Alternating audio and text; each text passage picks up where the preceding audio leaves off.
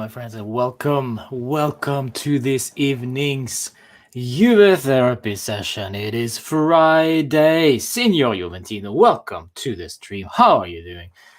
Steve, Crab, and McKenny, Kenneth, I think it is, my friend from Norway, and also Gabby, welcome to the stream, my friends, and all the rest of you nice, beautiful people across the globe. My name is Roman, and this is Juve Therapy for you who are here for the very first time. Today, my friends, we have a very, very special stream because we are gonna do so much fun. It's gonna be so much fun, huh? Two parts. First one, for the first hour, me and you, my good guys, will go through the Serie A league table, and we are actually going to try to predict the whole thingy. So who's going to win, who is going to get relegated, and of course, how low will Merda be at the end of the season? It's all to you, my friends. It's all up to me. We will decide together, but I think at the end of the first hour, we will need some help from my good friends. Aubert will be coming in an hour, and also Jordan as well. They've been here before. You know them very well. They are great guys, and it's always entertaining to have those two on. I never had them on the show together, so that will be interesting, huh? Yeah, my friends, it will be great fun. So, my friends, how are you doing? Porcinho is also there as well. Welcome, my friends. So let's not just keep you waiting, huh? Let's start off straight away because we have, in 2 days' time, tomorrow we have a great day ahead. Even though in Norway, I'm not able to watch Serie A because nobody wants the Serie A rights here in Norway because Premier League, La Liga, and Ligue 1 most probably just gonna take up the whole thing, and nobody wants the Serie A rights, probably maybe because they are too expensive, and there are little budgets all over the media coverage, so limited budgets means limited coverage. Limited coverage means, well, we are gonna focus on the most important leagues, the Premier League, and probably La Liga and Ligue 1, since Lionel Messi just joined PSG. This is nonsense for us Calcio fans, but it is what it is, and I know you all also have the same feeling as I do. The fact that Serie A rights are, well, nowhere to be found in some countries, many countries actually. I think Canada just received theirs, and the UK just got the BT Sports not that long ago. But it is kind of embarrassing that we need to beg for people to buy Serie A rights, and mind you, Norwegians. They never had that many Norwegians in the Serie A before. So Norway should be actually all over those rights. But no, nothing. So yeah, I am very disappointed. Very, very disappointed. But what you going to do? So my friends, tomorrow they start. Saturday, it is Verona against Sassuolo without Manuel Locatelli, because this Lord just joined Juve. You know this. Number 27, and this guy will wear not 73 as we predicted, but it doesn't matter what shirt number he has as long as it's not 69. I hate that number. So as long as it's not 69, I'm all for whatever he wants to do with the shirt numbers. So he will wear number 27 because the 7 apparently is his lucky number, and he won't incorporate that into his shirt number. Okay, fine. Ciao Aditya and Home of Juve as well. Welcome to the stream, my friends. As always, pleasure. So, Hellas Verona against Sassuolo tomorrow. Merda against Genoa without Lukaku, the one who wanted to stay. He enjoyed his life in Milan, and then money came and everything changed. Money and success. Success he's going to get anyway, but money.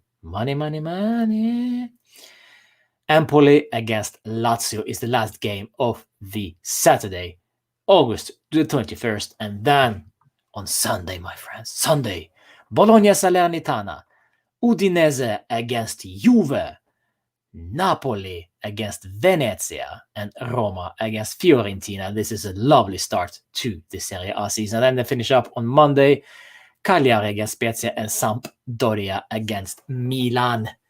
So, exciting start to the season. I'm excited. So, my friends, without further ado, we're going to predict this Serie A season by the league table. And in order to do that, we need some help. And of course, we're going to do it through the tier maker. I just need to find my tier maker. Where is the tier maker? It is somewhere here. It is. All right. So, Vlahovic is about to join Atletico Madrid. What a signing for them since home of Juve. I don't know. Maybe it is. Maybe he will. Maybe he won't. I think Vlahovic is about to sign his new contract with Fiorentina. And this Atletico rumor is just a rumor. But you may be correct. I don't know. We'll see. We'll see. So, my friends, we start off, of course, not with the winners because that's the most fun part. We'll keep it until the last, of course. So we start off with a relegation battle. The 18th, 19th, and 20th place. So, first of all, we need to look at who was promoted into the Serie A last season. It is Empoli, Venezia, which is great to see, and Salernitana. So, let's look at those teams first because they are most usually the most vulnerable ones in terms of getting relegated. So Salernitana, the most important signing they made this week is Simi. If you remember Simi, he was playing for Crotone last season. Scored a bunch of goals for them. Had a great season for them last time. Now he's joined Salernitana. And with him, there are a lot of other guys. Federico Bonazzoli on loan, as well as Simi is on loan from Crotone. Matteo Ruggeri from Atalanta. Lassana Koulibaly, not Koulibaly from Crapoli, but the other Koulibaly. He's coming from Angers. I think it's from Belgium. I remember. And a bunch of other guys. So really, not that sensational of a squad. And if we look at them overall, I'm really not that impressed with them. So if we are going to look at it straight away, my friends. Allegri is cooking. Yes, Rob, welcome to the stream, my friend. Surprised mid-table clubs didn't go for Simi. Yeah. Well, maybe he loves those relegation battles, huh? So if you agree with me, I'm gonna put them in a relegation battle as well, and I'm thinking maybe they will be relegated. Do you agree with me or not? Let me see your opinion in the stream before we move on to the next team. Because I think Salernitana is one of the weaker ones this Serie A season.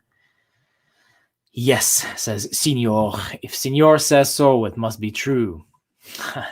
But otherwise, let me know from anyone else as well. I think, if I'm not mistaken, Georgios Castaños from our under-23 side also joined Salernitana.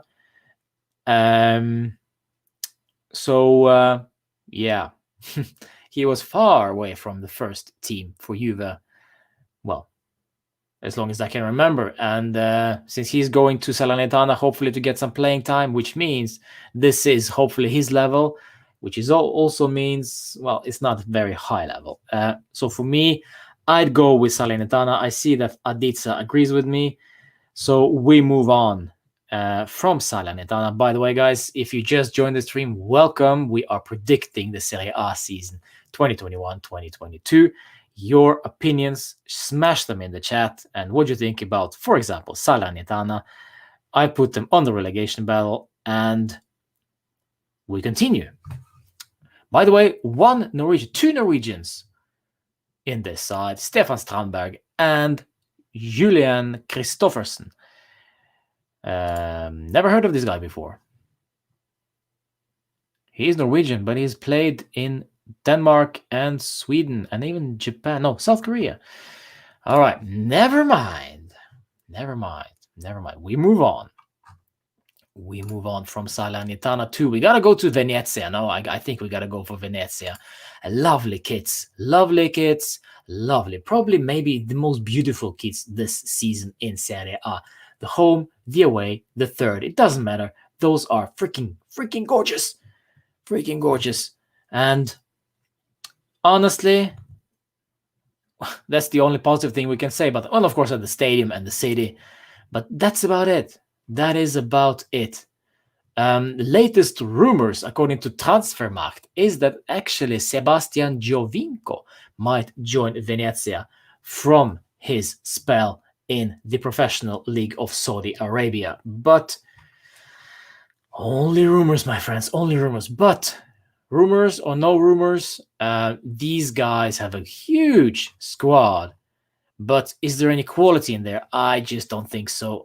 They have Mattia Caldara on loan, which might just do something for them. Mattia Caldara, you remember him, he just joined us, and then he went to Milan, and then now he's on loan from Milan. No, sorry, I think it was Atalanta or Milan, I don't remember. But anyway, he's going from Milan to Venezia on loan, and that's about it. Nothing really more exciting than that. And for me personally, I see no good names here that can make a real difference in the Serie A. So as much as I love them, as much as I love the kits, as much as I love the city, I've never been there, but it just smells nice. You know, just when you read Venezia, it just rolls off your tongue like that. I'll put Venezia in there as well. I think. Yeah, let's see, guys, if you agree with me. Venezia on the relegation battle alongside Salernitana, while we move on to Empoli, the last side who were promoted to Serie A. And this is a slightly different side, because here we actually have some quality in the side. But before we go there, yes, they are going down, says Senior. Very good. I think Venezia won't go down, says Aditsa. Okay, Aditsa, let me know. Only stadium to be floating on water. Yeah, indeed. Venezia won't go down. Okay, where would you put them then?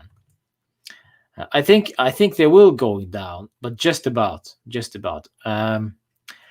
Empoli, however, they have signed like crazy. First of all, Sebastiano Luperto from Crapoli arrived. Then Liam Henderson, the squad from Lecce, arrived. Also, Patrick Cutrone. And this is very interesting, because if Patrick Cutrone can play at the lower side consistently, he will actually do some damage. I think he might do some damage. Not see-me kind of damage, but he might do something. And then you have guys all over the place from the Primaveras, but I think Patrick Cutrone is a quality signing for them. Liam Henderson as well. And of course, Sebastiano Luperto coming from Crapoli. So, I don't know. Where do we put them, my friends? Huh? And Empoli also having a good manager as well, says Signor. Yes, Aurelio Andreazzoli. Experienced guy. 67 years of age. Yeah. And it is very, very interesting. And also, they sold pretty well. I see that on the Transfermarkt website, they have posted there. I'm not sure if that is true, but Traoré going to Sassuolo for 16 million euros. This is probably a part of a longer deal, because Sassuolo won't just give out 60 million. They didn't get anything from us, from Locatelli, so I don't know where they get the 60 million from. But Antonino Lagumina went to Sampdoria for 5.5, which is actually quite good money. Exactly. Cutrone is the type of player you want in a relegation dogfight. They'll be fighting, says Gabby. So I want to put them just above the fighting relegation zone, just right there. Then, my friends, if you just joined, by the way, we are doing the prediction for the Serie A season for all 20 teams. Then it's only natural to just decide who will be fighting for the relegation last side. last spot, sorry. And as much as I want them to stay up, I loved them last season. They was playing interesting football, but for me, my friends, for me, these guys, Spezia, are just not gonna cut it. Even though I think they have a good squad, but Thiago Motta, even though he has just some more experience now, he is their new coach. Thiago Motta, of course, signed 2 months ago as their coach, a 3-year contract.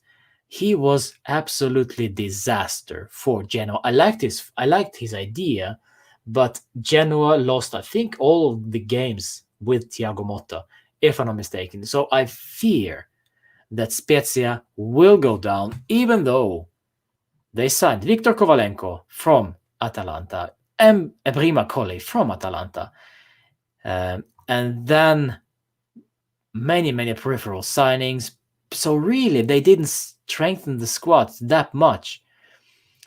I expect them to do so, at least with one more signing. Daniele Verde, coming from AAK Athens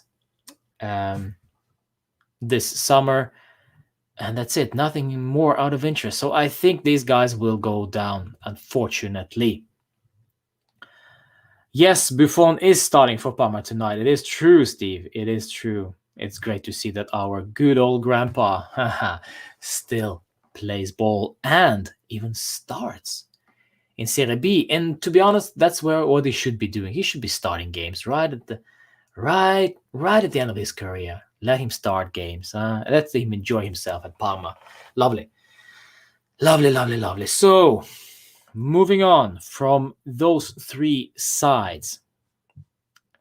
I don't know. Should we go to Genoa then? Since we just spoke about Genoa. I think we just go to Genoa. They, of course, are facing Merda away in their first game of the season. With Eldor Shomurodov, if you remember this guy, the Uzbekian 26-year-old, still at the club. Or is he? No, he isn't, of course. He is at Roma. Is he, though? I haven't heard anything about that. When did he sign for Roma? That is interesting. Eldor Shomurodov has signed for Roma 3 weeks ago. Nice, didn't know that. Okay, so they'll be struggling without Shomurodov. He's at Roma. Shame. So, well, they'll be struggling because Goran Pandev is on the back heel of his career. Andrea Favilli is still there. Mattia Destro is still there. But I think that Shomurodov kind of was their bright spark up there, even though Mattia Destro had a good season last season, I must say. Manolo Portanova from Juve arrived there last term, I think, so he will be there. And then Stefano Sturaro. Valon Berami, of course, will be suspended for this opening Serie A game, I think. Nicolo Rovella is still at Genoa, so he is staying there, even though he signed his contract with us. And the rest basically speaks for itself. Ivan Radovanovic, still there. Andrea Masiello, still there. Federico Marchetti, 38-year-old goalkeeper, still there. And Salvatore Sirigu, arriving from Turin, from Torino. Salvatore Sirigu. There we go. So Stefano Sturaro, still inside. If I'm not mistaken, he was only on loan at Verona and then he came back to Genoa after his loan spell. So he is actually owned by Genoa, but he was on loan to Verona. He may very well be reloaned again by Verona, but we'll see. Ciao, Danny. Welcome to the stream. It's great to see you here. And yes, I'm doing fine. We're just predicting the Serie A season. If I'm not mistaken, Danny is the one who runs the Black and White podcast. Is it true? Is it true, Danny? I might be mistaken. I think this is. I think it's you. Anyway, Genoa, my friends. Sorry. to digress, I think Genoa will go down, or at least fight for the relegation battle. 15, 16, 17. So, now this. Danny, there we go. Nicholas, welcome to the stream, and Gulam as well. Without Perin, Pellegrini, Shomurodov, and Piazza as well. Yeah, home of Juve. That is a good point. So, moving on from this to which side should we take now, huh?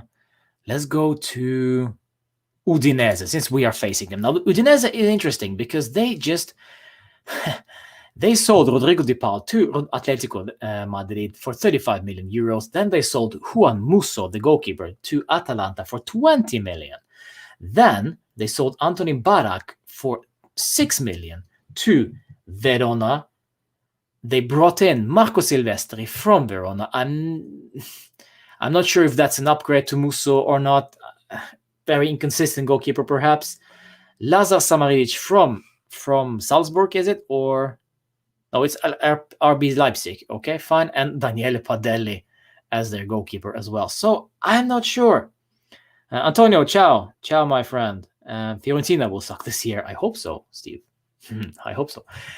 And what do I see? Nando is still there. Fernando Llorente is still at the club, if I am to believe the Transfermarkt roster. I think that is true.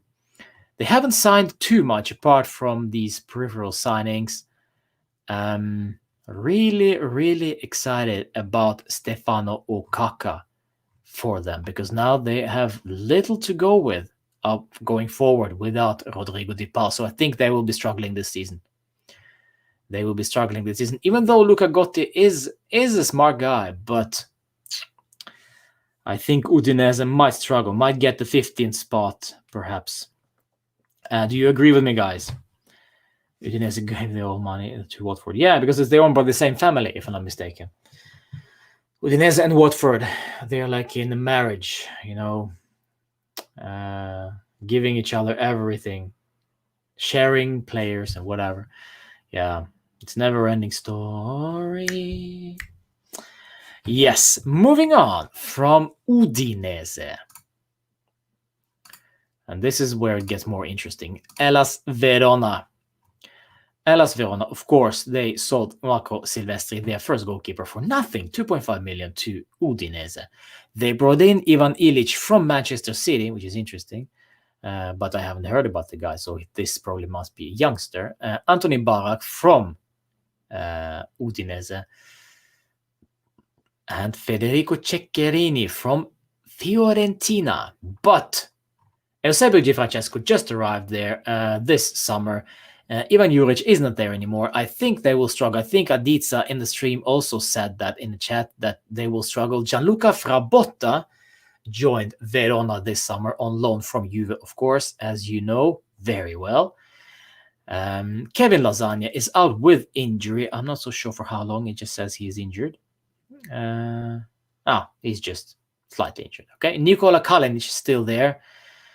Antonino Ragusa is there, already 31 years of age. Wow. Zaccagni will be their vital player this season. If they are to even stay up or avoid battling relegation, Mattia Zaccagni needs to be on fire, as well as Davide Faraoni, of course Miguel Veloso, and Gianluca Frabotta even, maybe, if he will play consistently. We'll see. Yes. Nothing more out of interest. Eusebio Di Francesco, big question mark around this guy. So where do we put these guys? Where do we put Verona? This is an old logo, by the way, so never mind. It should be mid-table. This is what they should aim at maximum, but 14th spot, I think. 14th spot should do the trick for these guys. Do you agree with me, my friends? Do you agree with me? Ciao, Nilesh. Verona did their job against Napoli last year. They can rest now. Indeed, Signor. Indeed, yes. They maxed themselves out there. The Serie A team's logos are awful. It's not that bad, Gabby. At least it's not, well, at least it's creative, no? Venezia logo though, fire, as most things are with Venezia's marketing. That's for sure. Yeah. Watford made 10 times more money despite being relegated every other year. All right, says Nicholas. All right, we're moving on from Verona. Not that exciting, actually. To talk about Sampdoria. One of the good guys, so to speak. Roberto D'Aversa taking over these guys. Don't know much about him. 46 years of age. He only coached Parma last season, but they, of course, got relegated. He was actually fired and then rehired by Parma last season. Now he goes to Sampdoria, where Claudio Ranieri was last season. Their biggest asset, without a doubt, Mikkel Damsgaard from Denmark, had a great summer for the Danish national side. Manolo Gabbiadini was already 29 years of age. Fabio Quagliarella, 38. They gave Federico Bonazzoli to Salernitana, Antonio Lagumina to Como. Is it? Yeah, it is Como. And that's it. Antonio Candreva, this is very important. Antonio Candreva arriving on a permanent deal from Merda. No, Lagumina actually came back from Empoli. So Lagumina is playing for Sampdoria now, and Torregosa from Brescia. That's it. Lacking quality in some areas, but Morten Thorsby, my good old Norwegian, is rumored with Atalanta, wearing number 2 this season. Very interesting prospect. And also Adrien Silva, Christopher Askelsen, another Norwegian. Augello, the left back. Yoshida will also be a very, very important player for them, without a doubt. Jason Murillo arriving from Celta Vigo, it seems. And Emil Audero still is controlling the goal for the Sampdoria side. So I don't know, my friends. I don't know. This is an interesting side. And of course, Albin Ekdal there as well. But I have question marks around the manager. Venezia also have good kids. Oh, yes, my friend. Yes, Nilesh. Sampdoria, let's put them around the 11th spot, perhaps. Or maybe 8th or 10th. You know what? I'll put them right there. I think I'm going to put them right there because I feel that they are just slightly too good to be between 11th and 14th, because we have some other sides here we need to analyze as well. They might actually struggle this season. So let's go to, for example, Cagliari. Leonardo Semplici is their manager since February of 22nd. Cagliari, they signed Kevin Strootman. They signed Gabriele Zappa from Pescara. They signed Razvan Marin for 10 million euros from Ajax. Exciting player. Kirill Desporov went to Ludogorets, so out of interest. Dalbert from Merda arriving there on loan. And that is about it. But what can we say about these Cagliari guys? João Pedro is still a great player for them. Vital offensive unit. Giovanni Simeone as well. Leonardo Pavoletti, if he can keep himself fit. And Diego Farias coming back from his Spezia loan. Naita Nandes also arriving there last season, if I'm not mistaken. Still there. Great player. It's going to be interesting. Diego Godin still there as well. Luca Cepitelli. So Cagliari will probably be somewhere around here between 11th, 14th, and 8th and 10th. I'm going to put them there, which brings me to Torino. I don't know, guys, if you agree, let me know what you think. That's a good spot for them. Yeah, they are the weaker sides. It is, indeed. Cagliari and Bologna, 11 to 14. Yeah, maybe Mia. Bologna, I think we should put as a 14th as well. But let me check Bologna's squad. and what they have done, because they still have Sinisa Mihailovic, but they got absolutely dismantled the other day in the Coppa Italia, if I'm not mistaken. And Lukas Skorupski is in their goal. Francesco Bardi, if you remember him well, is their backup goalkeeper. And then Bonifaci as a center back. Well, I have to say one thing. Tomiyasu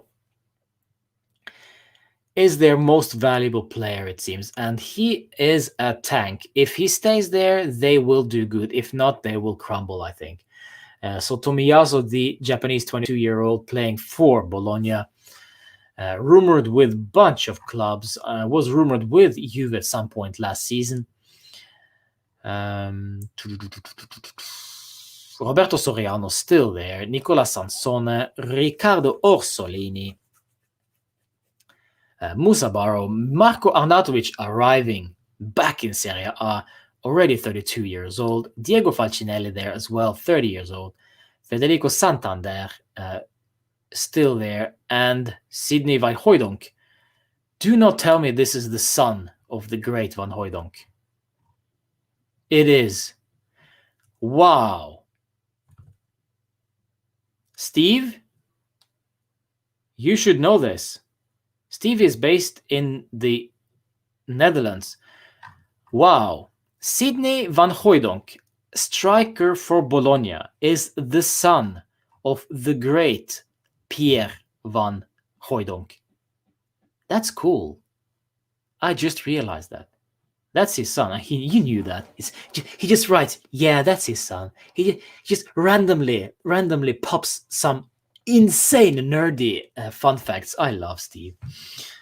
It is his son. Wow. Clement Mendy. Ciao. What are you doing here? Shouldn't you be guarding Chelsea's goal? Is it Clement Mendy, by the way?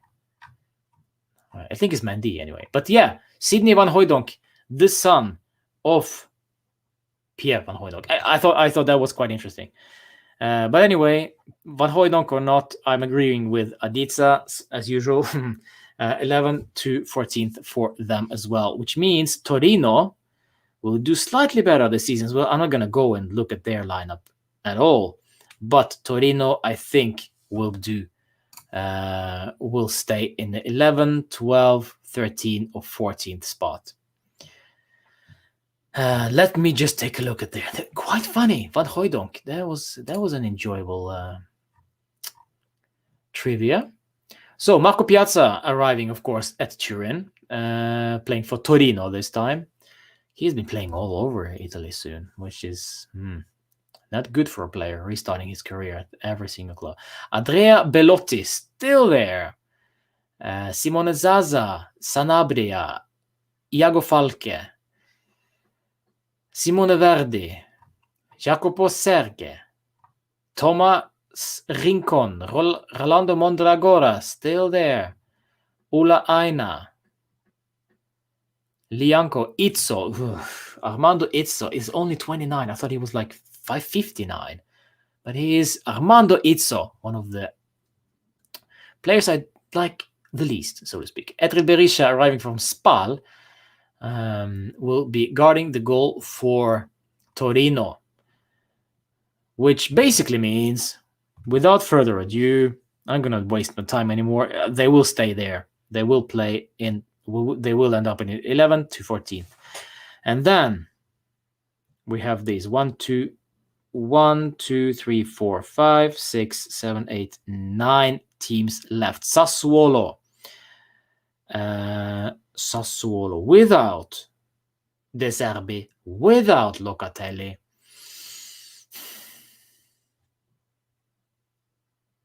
I want to put them there. I think they will struggle this season, my guys. I think they will struggle big time. 11 to 14th is my honest opinion, my guys. Torino has Juric. He's their biggest transfer this year. Trust me. Yes, maybe, but still, I fear that this is, I don't know. It's just Juric needs time, and with Torino, just one-dimensional, and Armando Izzo and Etrid Berisha. I never liked those guys, especially Izzo, the diving, cheating prat. So trust me on this one. Bogan Berardi wants to leave. They will struggle. There we go. Berardi wants to leave. Wow, he's their like talisman. We will be in the Champions League. That's the most important thing. That's true, Homo Juve. Yes. I'm confident Edouard Juve will do great things this year. I'm Edouard's brother. Yeah. I remember. Clement Mendy, Edouard's brother. Funny. All right, moving on to the greater sides. Which one should we take first? Fiorentina, perhaps. Let's take a look at Fiorentina without, with Vlahovic for now. We'll see. Rumors are, of course, Tottenham because of Paratici, Atletico de Madrid, according to Home of Juve in the chat. And even Juve, but Juve has basically zero money, and to talk with Fiorentina is just basically wasting time, which we don't have, so don't even bother. Let's save it up for next season if Vlahovic even stays. Vlahovic is their go-to guy, without a doubt, because I don't see who else can score the goals for these guys. Kwame is 23 years old, but I don't think he plays very well. I just don't fancy this guy. Kokorin, also not sure what to expect from this guy. The Russian 30-year-old with number 91. Lovely. Riccardo Saponara is in the mix. Giacomo Buonaventura is there. No Ribéry, of course. Marco Benassi, Alfred Duncan, Castrovilli. Will be important season for him as well. Very inconsistent player, in my opinion. But Eric Pulgar still there. Very important in that midfield. Sufjan Amrabat still in the mix there as well. Pollerola, Cristiano Beraghi, Igor, who I think is a interesting defender. Big, strong lad. Nikola Milenkovic, they're one of their star players at the back. And then, of course, Dragovski in the goal. And last but not least, where is he? Riccardo Sotil. There we go. Riccardo Sotil. I was wondering. He'll be coming back from his loan spell at Cagliari, of course.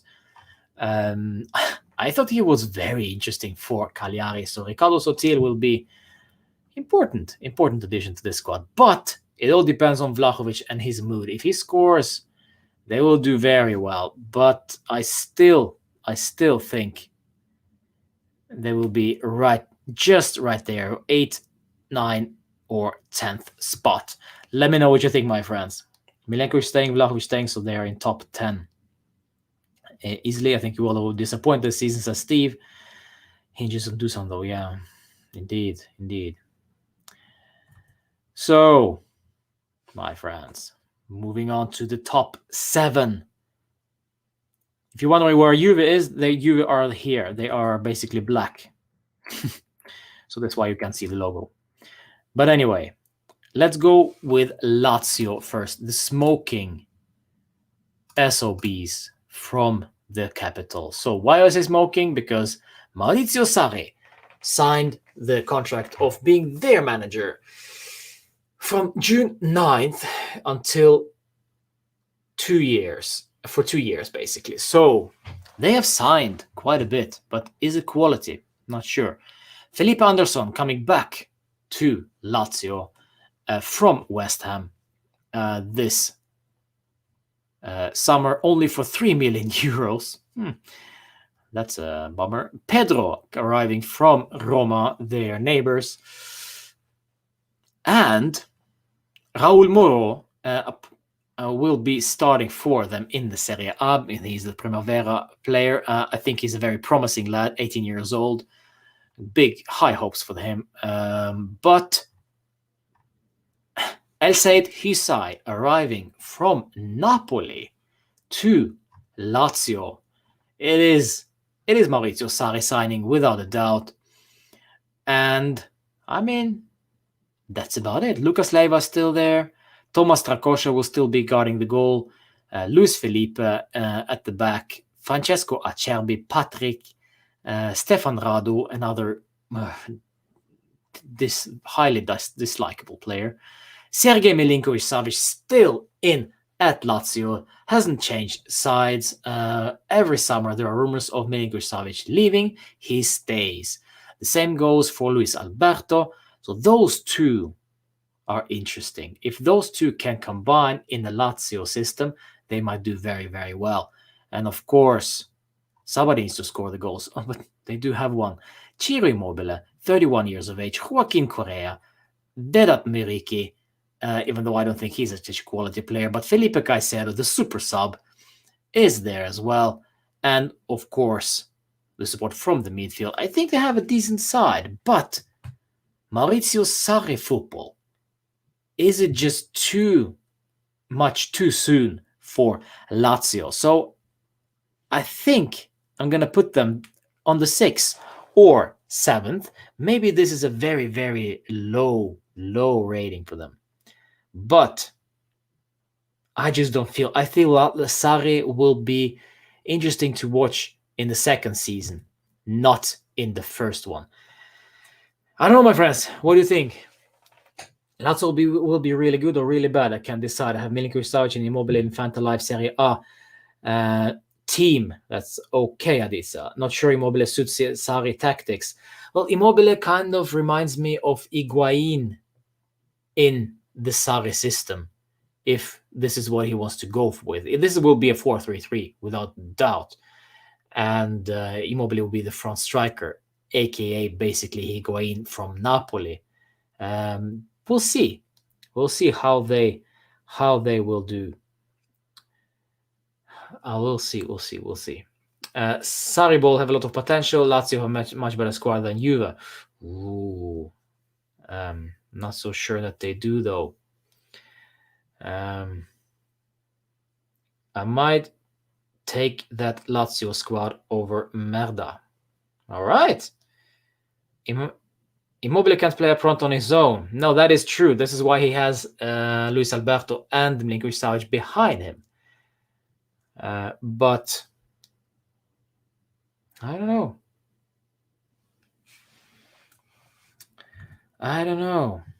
This is a new coach. And new coach always is interesting, unknown coach to the system as well, because these guys have been playing Simone Inzaghi football for years, and now suddenly Maurizio Sarri comes in with his system. Is it too much too soon for them? And Joaquin Correa will most probably play from the left or from the right next to Immobile, and then Milinkovic-Savic and Luis Alberto in the middle alongside. Well, we'll see. Maybe it will be Danilo Cataldi. I'm not so sure if that's a good idea. Lucas Leiva most likely. But I feel that we have an interesting one here on our hands, my friends. This will be tight. It will be very, very tight.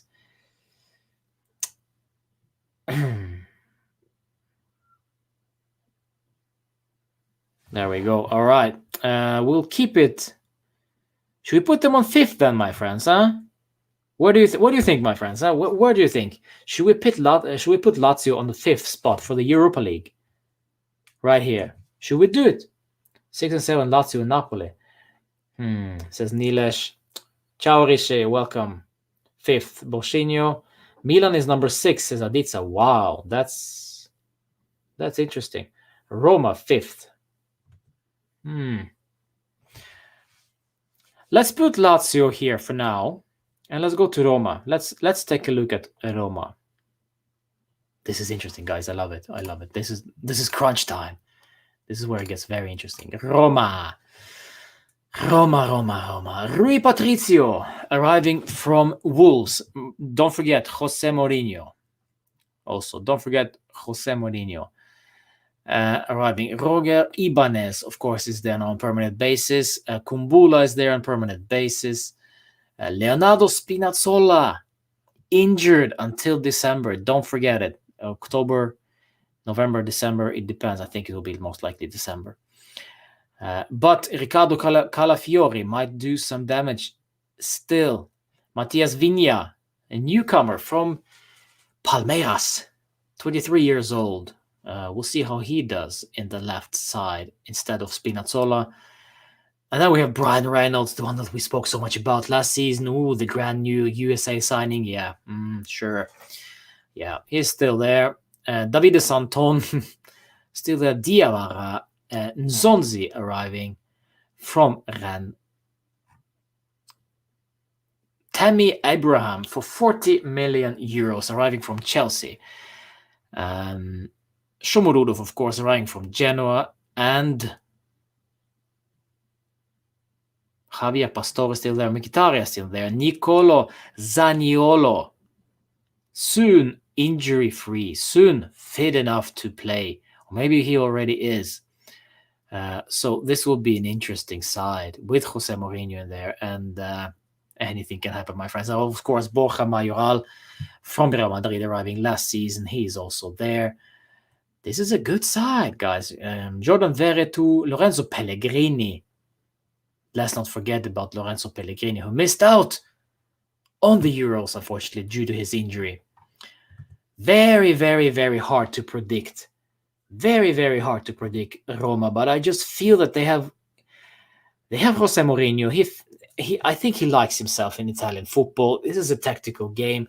He will sit back and counterattack probably with this pacey players on the wings. And of course, Tammy Abraham, Borja Mayoral, Shomurodov likes to play, I guess. He likes to play in a counterattacking football because then he'll get some space. Let's put him. I see some suggestions putting Roma below Lazio. Wow. I'm not so sure. Roma is 4, I think. Zaniolo is made of paper, says Roberto Vinci. Welcome, Roberto. Nice, lovely. Paper, yeah.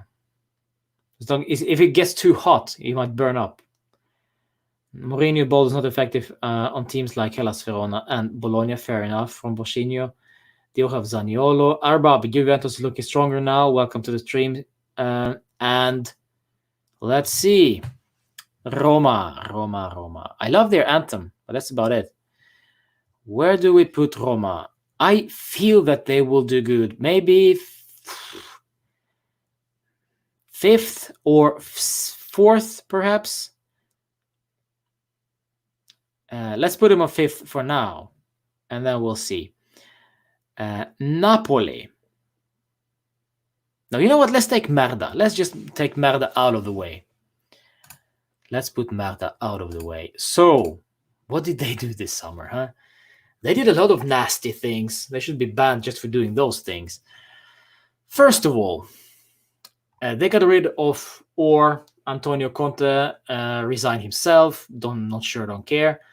Simone Inzaghi, in any way, arrived June 3rd, 2021. You get 2 seasons at Merda. I don't think you would get that much, to be honest. They have signed, first of all, let's take a look at what they have signed. They have signed Edin Dzeko on free transfer from Roma. Matteo Darmian on permanent basis. Denzel Dumfries from PSV Eindhoven for 12.5 million. Zinho van Housten from Standard Liège, if I'm not mistaken. Yes, 16 million euros. A mid center back. I've never heard about this guy. How old is he? Where is he? 16 million. I think that's BS. He's on loan at Genoa, actually. They've signed him for 16 million, and then they gave him away to Genoa on loan. What a bunch of idiots. All right, he must be a great talent. Anyway, Hakan Çalhanoğlu arriving on free transfer from Milan. Magic. And that's it. But what they did sell, which is astonishing, Matteo Politano to Napoli for 19 million, permanent deal. They did already that last season, but this is just apparently a confirmation of the deal this summer. Hakimi to PSG for 60 million, of course, and Romelu Lukaku for freaking 115 million euros to Chelsea. Yeah. Money talks, as I said when we started the stream. 1, 2, Who's going to score the goals if not Romelu Lukaku? Well, Andrea Pinamonti is there, 22 years old. Lautaro Martinez still there. Christian Eriksen, unfortunately, will not be playing in Italy anytime soon because of what happened this summer. Ivan Perisic still there. Edin Dzeko replacing Lukaku basically, but this is not the same player, not the same style. And that's it. Alexis Sanchez cannot be trusted. Arturo Vidal is getting old. Matias Vecino is a walking time bomb. Stefano Sensi is injury-free for now, but is he good enough? Not sure. Nicolo Barella will be MVP for them. Without Barella, they will struggle. Marcelo Brozovic is also a walking time bomb. Suddenly he decides to blow up. Yeah, and then at the back, it's not very much to praise apart from maybe Alessandro Bastoni and Milan Skriniar. Alex Cordas arriving from Crotone.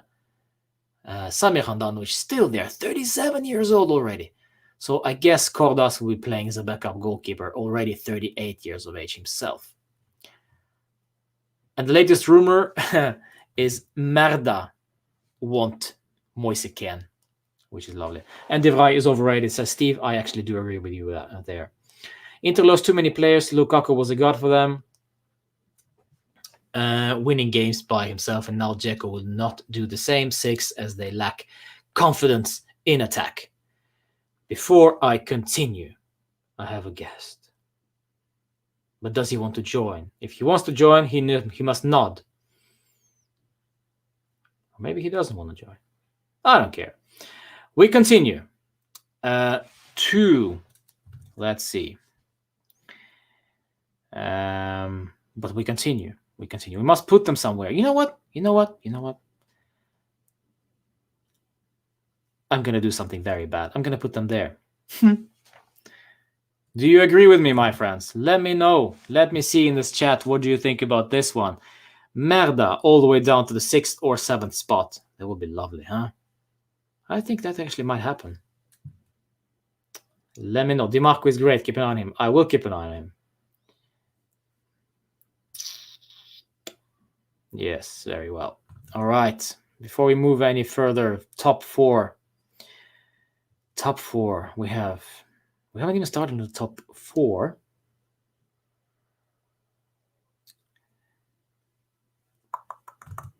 All right. Albert, my friend, how are you doing? Oh.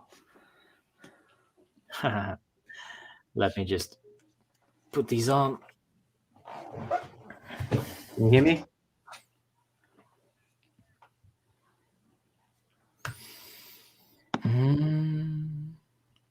So, do you hear me? Yeah, I can hear you loud and clear. Can you hear me? Yeah, I can hear you. Fantastic. Let me know, guys, if you can hear Albert.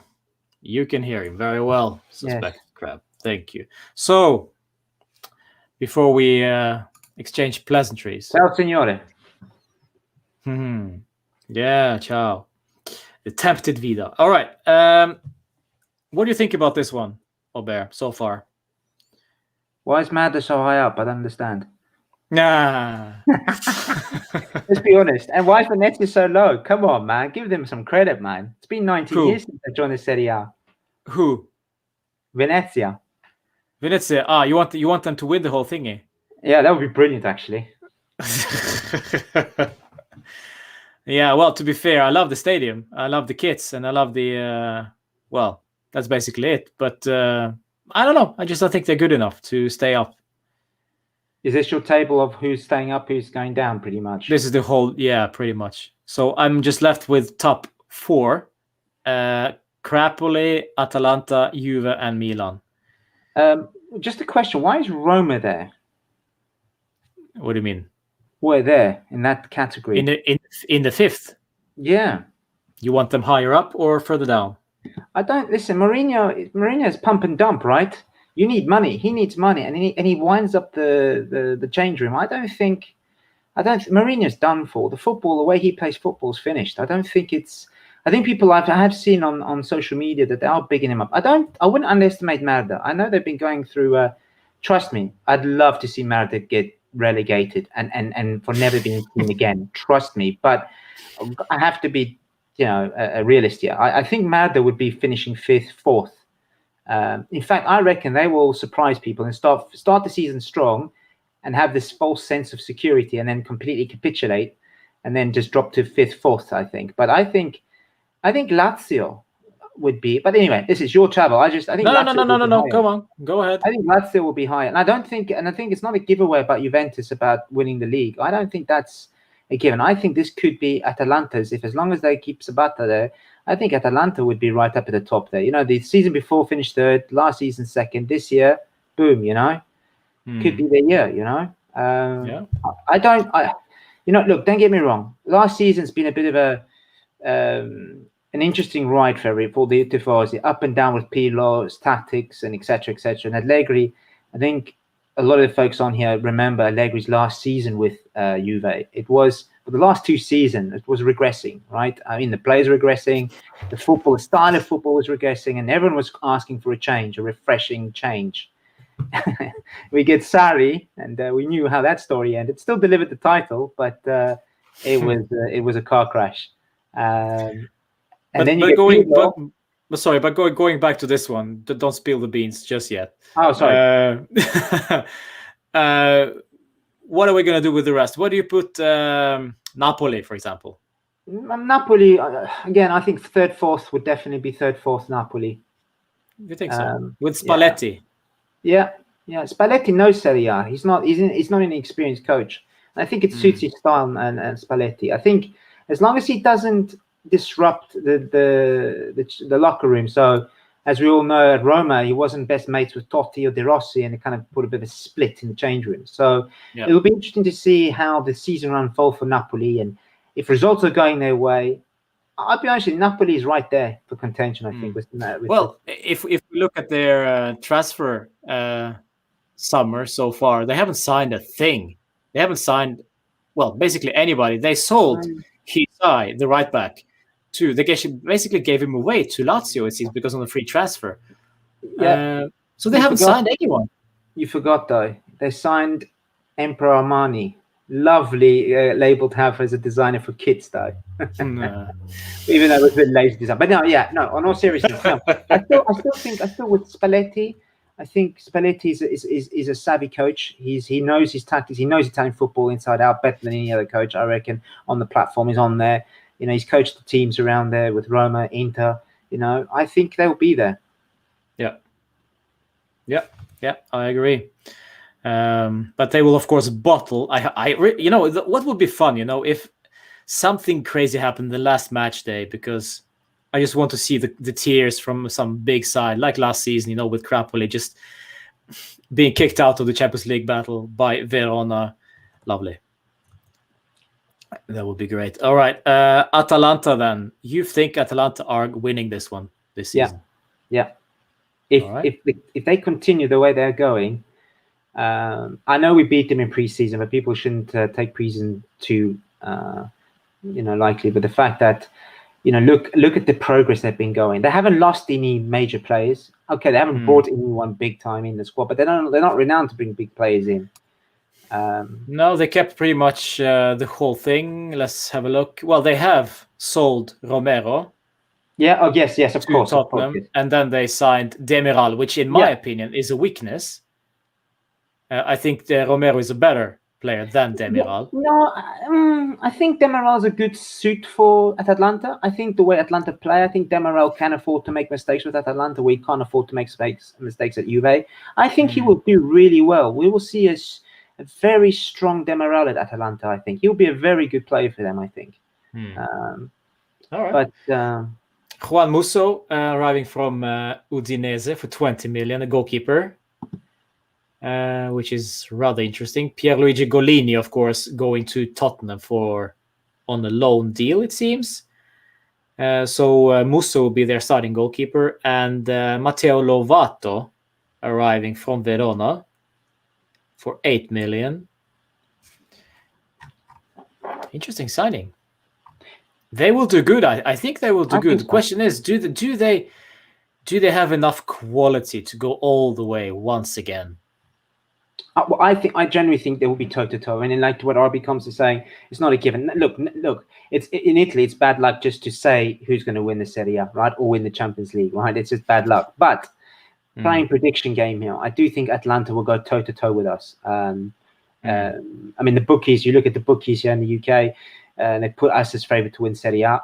Atlanta close, and Napoli just behind that. So interesting to see. Obviously, with Lukaku going, Conte going, I can see why you put them that low, because they've lost the edge. The edge was Conte. Yeah, they Lukaku lost the was mojo. the mojo. Right. The mojo is Conte, and the killer edge, the killer instinct is Lukaku, who can score the goals. And I think it'd be interesting, but I think it will be go toe to toe on that one. Gabby says Atalanta doesn't have the depth that Juve have, and that will make the difference. I agree. I think Atalanta will go toe to toe with us, says Rob, but I just think Allegri gets the edge over Gasperini. Oh yeah. Look, I agree. Look, I think when you look at the pre-tournament favourites, and you think because Allegri's come back, because he's won obviously 5 on the trot for us, and he's not a Mickey Mouse coach, right? He's he's got experience.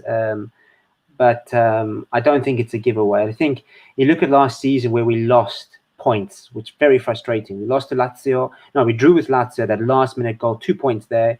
Dropped points against Benevento, Crotone. Points where we shouldn't be dropping points, like 9 points. If we had not dropped those 9 points, and look, it's a lot of ifs and buts, but if we didn't, an experienced coach wouldn't have lost those points. I think we'd have been toe to toe with Inter last season. But I think maybe Merda would have just corto muso, would have just won it by nose length. But I agree. I think Allegri will give the edge. But talk about Atlanta's depth. Atlanta didn't have depth last season, or the season before that. You got to admire them. They're a gutsy team. They get it. They get the job done. Yeah, they know how to play, because they have this Gasperini football they've been playing for seasons. And is the Roman consistency. Consistency. Yeah. And I think they enjoy themselves on the pitch. You could see that they enjoy the playing football. So this is what they get. This is what they get the result as well. Adisa says Milan won't have Kessie and Benacer. What do you mean by that? Kessie is injured. I see that, but Benacer is healthy, and I don't see any injuries from him. What do you mean they won't have them? Sandro Tonali is still in the mix. Really? But yeah, exactly. Yeah, you remember when we talked about him these seasons ago? He'll be the next great thing, the next Pirlo. Pirlo. Yes, exactly. Just because he looks like Pirlo. To be fair, though, Roman, a lot of us Juventini were also kind of keen on Tonali. But yeah, I think Addy's making a fair point. You got the South American qualifiers coming up in the week. You got the African Cup, so there's going to be a few key players leaving the squad. That's a good fair point, guys. Yeah, very good point. Yeah. So Juve or Atalanta, toe to toe. Milan, second, third, or fourth. I don't know. Let's just have some fun with it. Okay, let's just pretend Juve will win this one. Atalanta, Milan, and Napoli will once again go to the Champions League. So basically, this will be the same top 4 as it was last season, but we are winning it according to this one, and not Merda. Well, Merda was actually in there. So Napoli just was edged out. They were actually playing in the Europa League this season. So, which gives us Juve are winning by 1 point in the last match day. Imagine if that happens. Yeah. Well, yeah, I think to be honest, I agree with Signor Juventino. I think maybe Merda and Milan. I won't write off Merda just yet. I just I'd really like to see that case. And Lazio, they've brought some key players into the squad as well, right? I honestly think they're a force to be reckoned with. Look, Sarri. Right, did you talk about this already? About Sarri? No. The floor is yours. Okay. Well, look, I think, in my humble opinion, I think Sarri, Lazio suits him like a glove. It's that type of squad, and no disrespect to Lazio, it's the size of squad. I think fits his style of play. I think he doesn't have big characters he has to deal with. He's done well for Napoli, and I think he'll do well for Lazio. I think he will galvanize that team playing. I wouldn't say the Sarri ball. Let's use that term loosely, but I generally do think Sarri will get that team galvanized, and I think Lazio will be a threat to the championship. I do think that.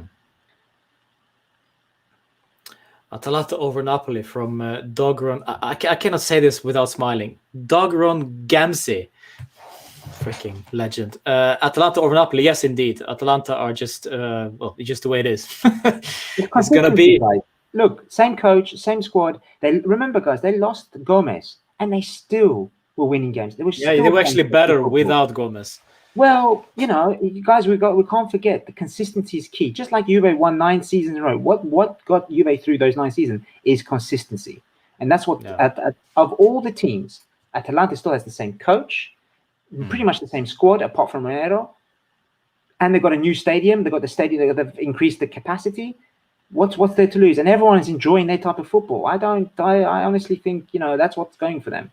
I could be listening. I hope I'm wrong, but hey. Well, it's luckily it's just predictions. We're not like it's like we're actually doing this for real. But no. But what about Milan? What do you think about them with Pioli? Second season? Is it second season? I think it's third season, maybe. Third season. No. Third season, yeah. No. Milan, they lost Donnarumma. They lost Calhanoglu. They lost Caldara, even though that was not a miss. But they signed Tomori on permanent basis from Chelsea. Mike Maignan as a goalkeeper. I don't know.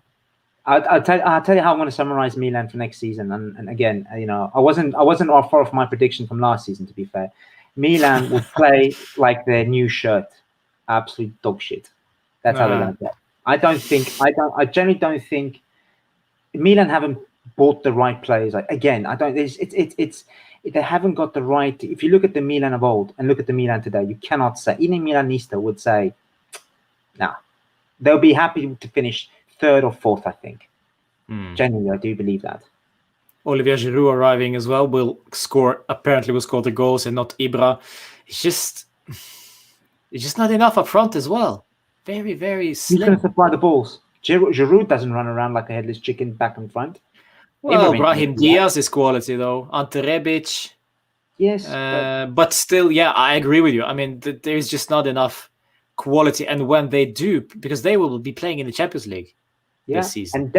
And depth. Where's the depth in that squad? Yeah. Playing Champions League. And look, it'd be funny though. They get further than us. Fine. Good luck to them. But the fact is depth. I mean, someone made the comment about depth in squads, but I don't think Milan's got depth. Again, I'm not being biased. Well, I'm not being biased, but Juve, if we look at our squad, hated or love the players we have, from Rabiot to Ramsey guys, we have depth. Compared to other squads in Italy, we have depth in every position. Yeah. Maybe, let me rephrase that. Maybe not left back and right back, possibly. Danilo can play every bloody position, but we don't really have that. Well, there is a difference between having a depth and having quality in depth, right? You can have depth on the left back, on the right back, like we do right now. We have Pellegrini, Alexandro, Danilo, freaking De Sciglio can play on the left. Well, my mother can play on the left, but is she good at playing left back? No, that's a fair point. It's quality, but again, Roman, we're not playing fantasy football here. We don't have 200 million in the bank where we can just splash a full 11 for Serie A and a full 11 for Champions League. It's reality is we have to play. And I think RB comes just made a comment, just picked my comment there about Dybala. I mean, Dybala needs to stay fit, and if he isn't fit, we are not want to say stuck, but we are pretty much rigid with Morata. Yeah. I'm excited. I don't know. I wouldn't let it too much into Caio Jorge because he's a young lad arriving from Brazil. I wouldn't expect too much from him. So yes, Dybala is one of the vital pieces going forward. If he stays fit and if he is happy with whatever Allegri decides to tell him what to do on the pitch, we'll see. And of course, I expect better season from Kulusevski as well this season, which basically brings me to the whole Juve thingy, because we just kind of predicted them to win the Scudetto. But what is talk me through this, Aubert. What is you talked about this already briefly, but what changed from last season apart from, well, we signed Caio Jorge, we signed Manuel Locatelli, and we brought back Rugani and De Sciglio still there. But what changed? I mean, Allegri, of course, arrived, but yeah, why sudden optimism that we might win the Scudetto this season? I think two factors play an important big factor. Allegri having an experienced coach. Look, don't get me wrong. I don't want to be the anti-party pooper, but Pirlo, I love Pirlo as a player. I think he, as a player, watched him for many years, from Brescia to Malta to Milan. You know, I've watched him many. He was fantastic. But when he first became a coach, and everyone was very excited, oh, sexy football, and this is the cool man with the nice trench coat. Look, I don't know if I spoke to Daniel and other folks on their podcast, and I did say it was just, you're putting an inexperienced pilot to ride or to fly the biggest jumbo jet on the planet, pretty much. And I know I'm not saying Juve is the biggest club, but what I'm trying to say is, with this season, Allegri's proven. We know him, so it's not going to be any surprises. We know he's able to do the job. We know tactically. To be fair, to Allegri's point, when he makes subs, they tend to be impact subs. They tend to make almost, changes the game. You can see the game change. So I think Allegri's a big factor. And I'll be honest with you, it's really exciting to see Locatelli join us. I think it's great to see a player who wants us, who refused all other clubs, apparently, from the media outlets. But I think if Locatelli sits in front of our defense, I've seen some interesting stats about him playing the ball, long balls, accurate long ball passing. If he can be the Pirlo-esque, you want to call that Pirlo-esque, kind of quarterback. Yeah. Be careful. I think he'll do well. I think that's the exciting bit, right? Get the ball, give it to him, and let him actually dictate play from that line there. Artur, don't forget Artur. He's once he's fit, man. I know that guy. If people watch this season, it's so difficult to get the ball off that guy. He doesn't do flashy stuff. He's not a typical Brazilian flamingo, cha-cha-cha, samba-style football, but he definitely does. Try and get the ball off the guy. It's impossible. So, yeah. But what do you think about this midfield? Because there are people in the chat, and also we know in social media as well, all keep saying that the weakest link at Juve is the midfield. It is... I can't stand Bentancur. I can't stand Rabiot. I think Ramsey is the worst player ever. Arthur is always injured. But still, we say that we have depth, and we have that's fair to say we have as to compared to other Serie A sides, we have good midfield, but we just don't have world-class midfield. But now that Locatelli arrives, suddenly everything changes. Is it that simple? You got people saying our midfield's weak. I'm concerned about our left back and our right back. Quadrado's done really well last season as a right back, and I must admit that. But the fact is, Quadrado to me is far better going forward. I mean, he gets his crosses in, he pulls in the foul. Him sitting right back, I just don't like. I'd rather see him play up front. I think we're short on left back. I mean, you talk about Pellegrini, but I won't be surprised if he gets loaned out again. Yeah. So there are rumors of him going, yes. Who's going to cover left back? Just Sandro again? No. It will be De Sciglio. Don't worry. No. No, I know. De Sciglio and Danilo are the ones that are rumored to be taking over for Alexandro once, when he gets injured, suspended, whatever, rested, if Pellegrini decides to go. But I still strongly disagree with playing those two guys on the left side because they cannot play on the left. I think De Sciglio is a good player, is a good rotation player on the right, but on the left is a totally different story, my friend. No, I think we're going to have to agree to disagree here. I think De Sciglio should be really. No, I think he's useless. I think he's as much used as a chocolate teapot, personally. Every time that donkey of two left feet comes onto the pitch, he either loses the ball, does a stupid tackle, he doesn't know where the hell he is, he's switched on, it takes him 10 minutes to warm up. Like I said, he's a Juve player, and I have to respect him as a Juve player. Personally, him and Rugani, I don't know what the hell is going on there, and why they're still in the bloody squad. I just don't understand it. It frustrates me. to see that. Yeah. I'd rather give young guns a chance. I know we gave Frabotta a chance, didn't work out, but I'd rather give a young gun to cover. Give a young U23 boy to come in. I'd rather see them. Yeah, but they might also be error prone, no?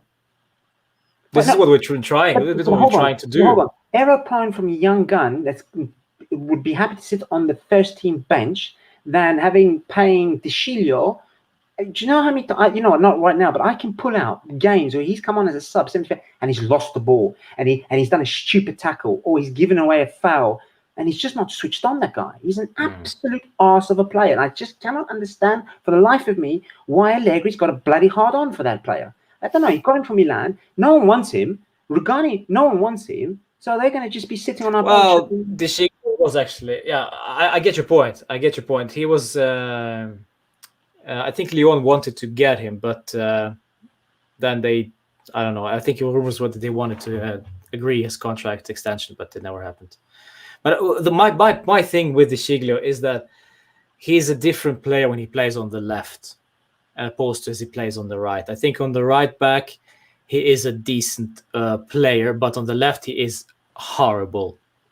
Just because he's on the left, he's a right footer. He will always cut inside when goes forward. When he goes forward, it's just pointless.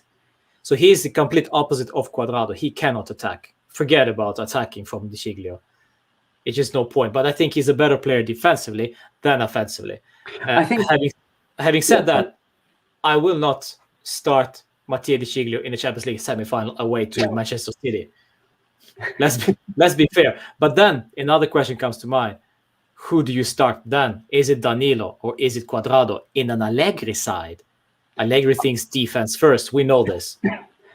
Listen, I think Danilo, number 6, I think he is one of the most unappreciated players in our squad. Yeah, I can agree with that. Yeah. Centre back, right back. The guy plays every position. Yes, okay, he's not what he used to be like when he used to play in his heyday, but he's still, I think he's great, versatile player, and that's what he brings to the squad. He reminds me a lot like a player like a Passato Brillandelli. You just put him in the defense, somewhere in the defense, and he will sort it out. And he won't make as many mistakes as what Rugani and De Sciglio do. And I reckon we'll be relying a lot on Sandro, on Danilo this season. Yeah, I agree. And also, I think he is a vital player off the pitch, in the locker room. I think 100%. He is a very professional player, which is unlikely when we talk about the Brazilian.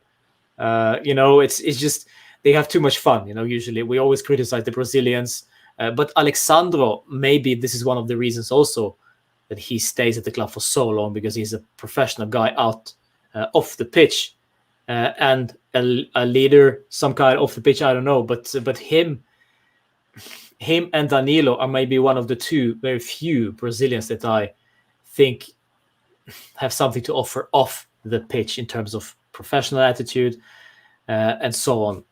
But on the pitch, however, Alexandro needs help.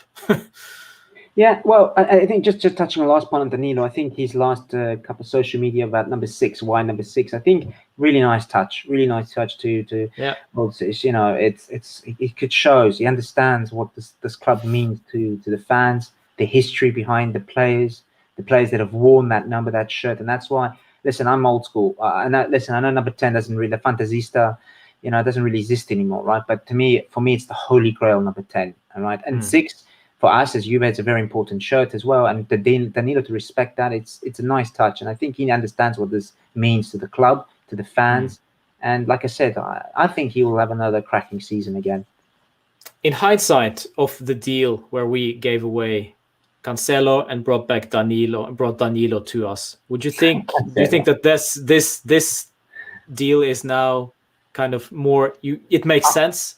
I was one of the very few to say, look, Cancelo is fantastic going forward. That guy has got pace, he's got cross, he can shoot, fantastic.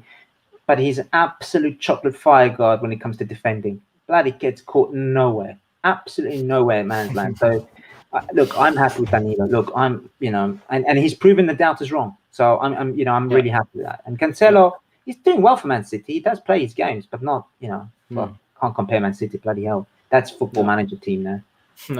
Yeah. What do you think about Chiesa? Asks Rob. We'll come back to the. We'll come back to the front line. Sure. But let's go back to the midfield. Locatelli arriving. What does that mean for our midfield? Who will automatically? Do you think someone will improve automatically having Locatelli next to them, and why? Bentancur will go up further. He won't be sitting as Regista in the front. That will be Locatelli bolt hold of that field.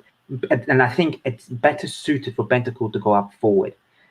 When he played in his Serie season, when he was further up the pitch, he was playing better football. When he was sitting in that, I don't know, I guess a lot of Juventini will remember this. Every time you see Benta making that last-ditch tackle right in front of the D on the box, my God, your heart drops because you think, shit, here we go, it's going to be a freak. And how many times he's done that? I think I agree with Signor Juventino. He will go up more up Mezzaala. He will go up further up to the pitch, and I think he will play that game. And I think, he's 23, and everyone says 24 now. When do you stop saying he's a young player? Where's the line? Do you use that as an excuse, like Kulusevski, or where do you draw the line to say if he has another stink of a season? When do we say get rid?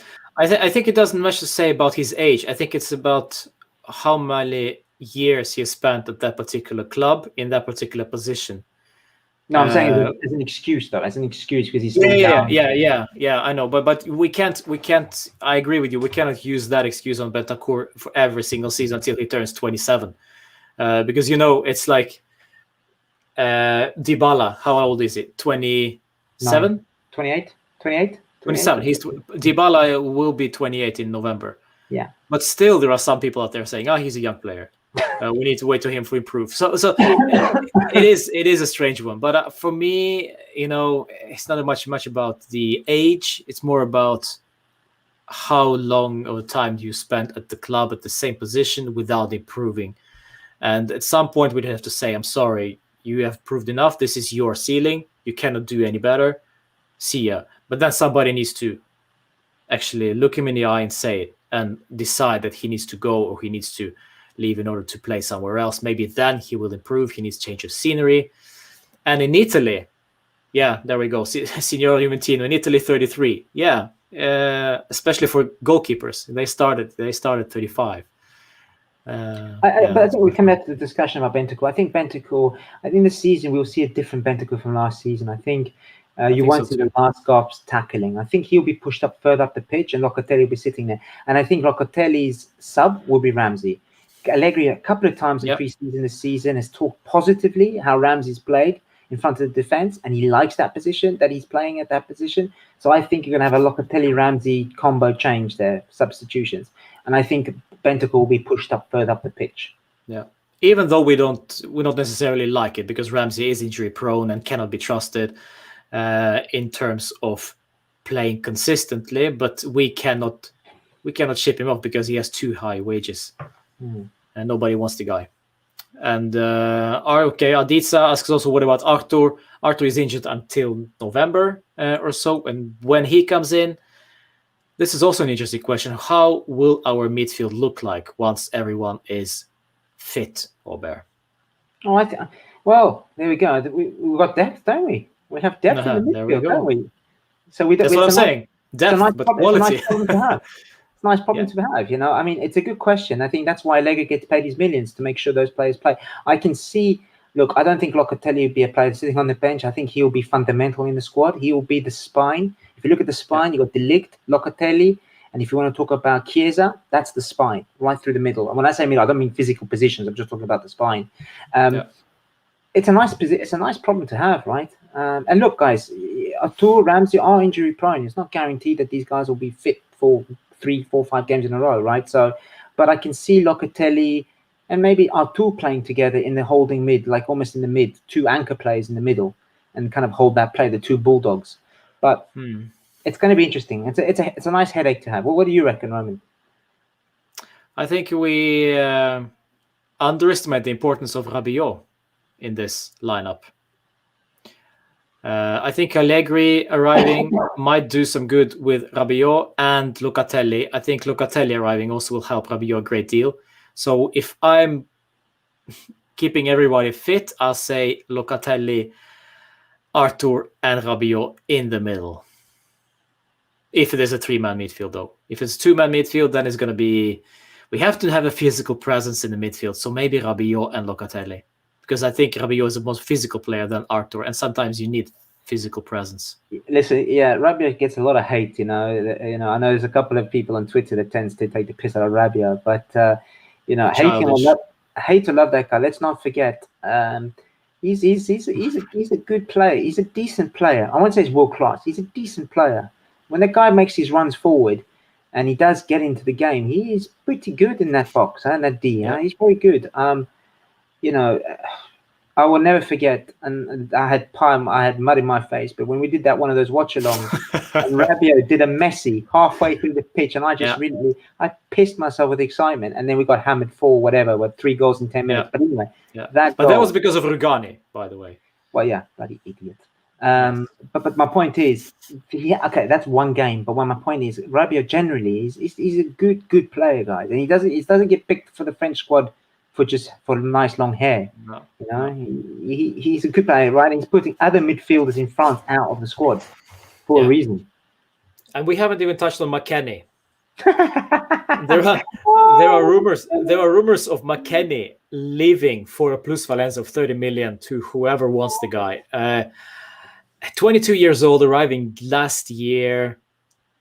We spoke about this last year, I remember, Aubert, because I remember we said that it will be interesting to see when our midfield improves. Is McKennie that good of a player when that midfield improves? Is he actually that good because everyone else is crap last season?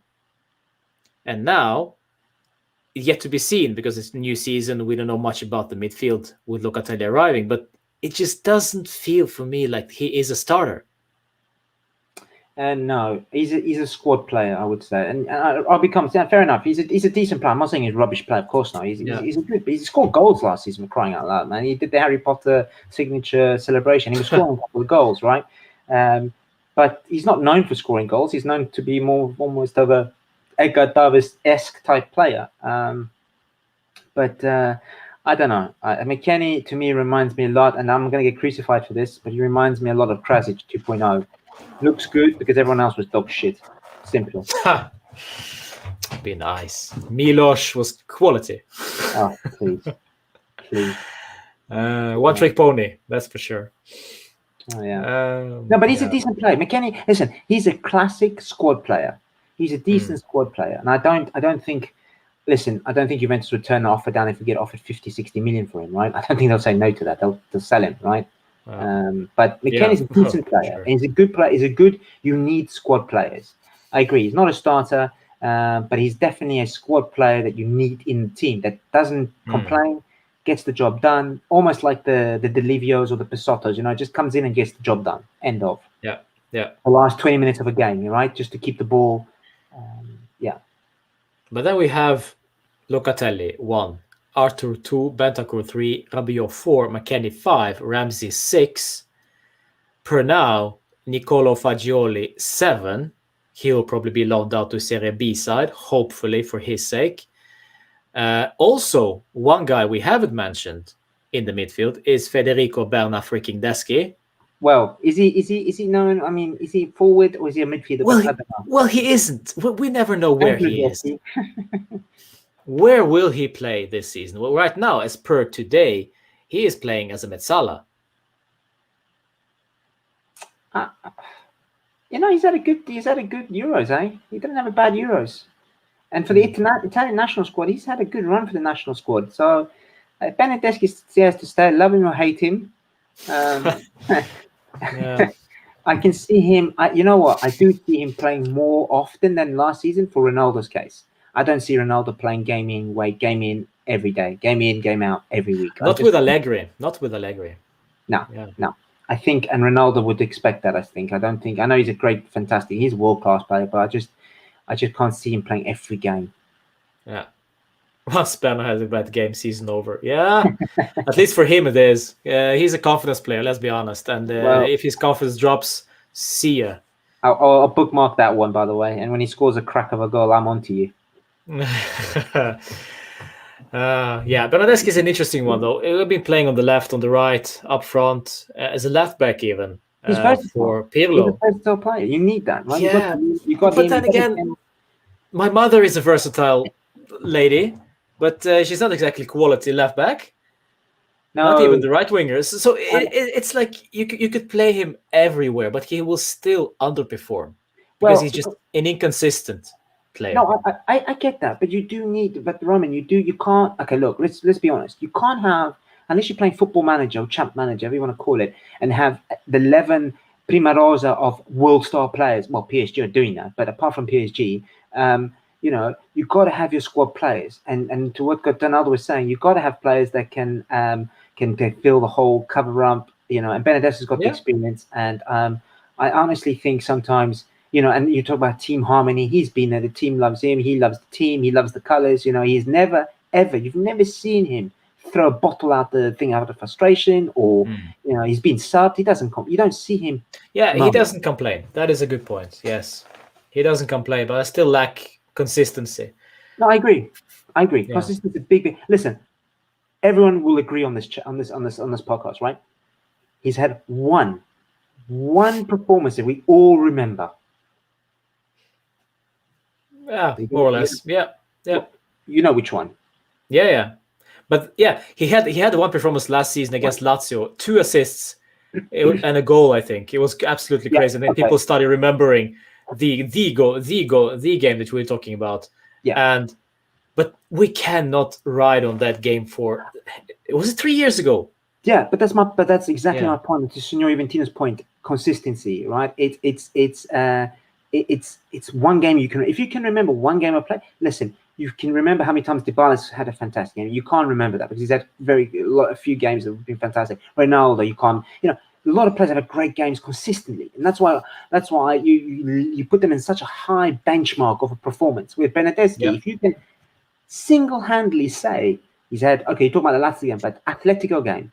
Come on, there is that problem there, unfortunately. Yeah, it is. I wish he discovered his form from the Fiorentina days, like Chiesa. I mean, okay, we'll talk about Chiesa, but I wish he had brought that form in from Fiorentina. Yeah. Do you think that Bernardeschi? Do you think Juve is just too big of a club for Berna? No, I don't think so. Listen, he's a Euro champ. You can't don't discredit him. I don't think he's in the right club. I just think he just needs the guy to put around his shoulders that you can do this, right? You can do this. Now take your guitar, have a sing along, and get on. Yeah, but how many coaches had he had? He had 2, right? 2, 3 coaches, and still he can find the consistency. So my question is, would he be better off playing consistently, week in and week out, at the lower side? Let's say hypothetically going back to Fiorentina, playing consistently there, and rediscover his form. Enjoy himself there instead of in and out of the team for Juve. Yeah. I think it's It's tough to say. It's tough to say. He's in a bit of an enigma for us, right? He's going to come. You're going to see him very often on the pitch coming for Ronaldo sub. I can see that happening, subbing Ronaldo off. Moving forward, before we go moving forward, just gotta say thank you to all the guys joining this stream. Smash a like on this one, so of course subscribe, and Fly Sanai, haven't seen you here before. Welcome. You think you can win Champions League in the next years? Well, I don't think so. Aubert? We will win the Champions League the day we don't have any champions in our own team. We have a team. Wow, you have grown up since last time I saw you. Yeah, no. Why are you so serious? No, I'm serious. No, I think with the least we expect it is the day we will win it. And Lady Luck. We need Lady Luck, a bit of Lady Luck, a bit of the rub of the luck on that form, right? In football, who we draw in the teams in the rounds.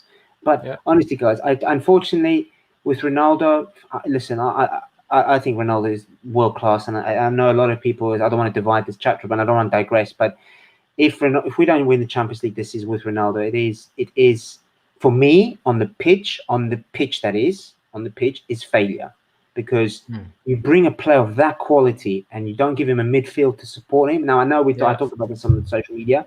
Ronaldo is top pedigree, top pedigree, and unfortunately. Off the pitch, guys, listen, in the UK, I don't know if some UK folks, I think you're from UK, I've never, ever seen in the streets of London random kids, young kids running around with Juventus tops with Ronaldo on their shirt. I've never seen it.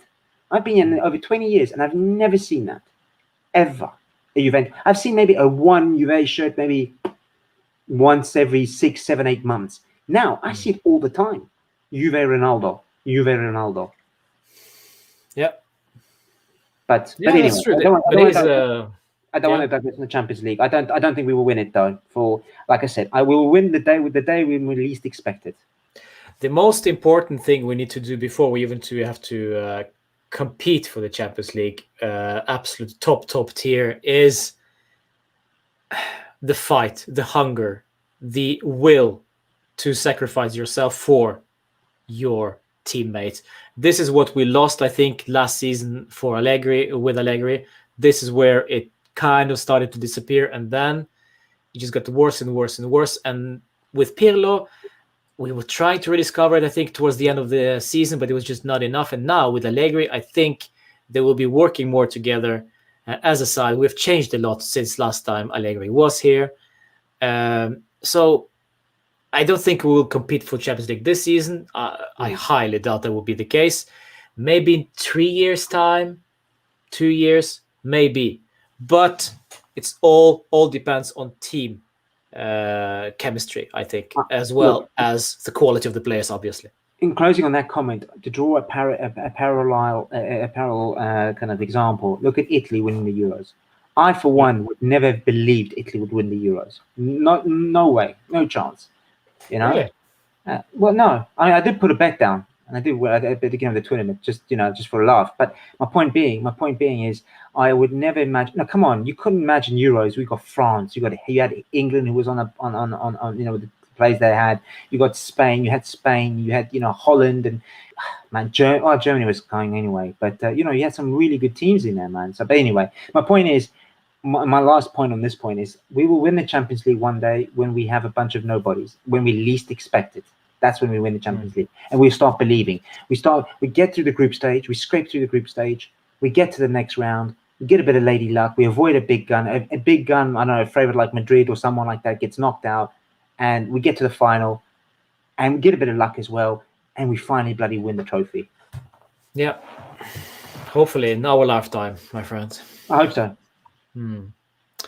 Which brings us, of course, to the most important, the fun thing in the world is the strikers, the attackers, the guys on the front page of all the media. Chiesa, Kulusevski, Dybala, Cristiano, Morata, and the newcomer Caio Jorge.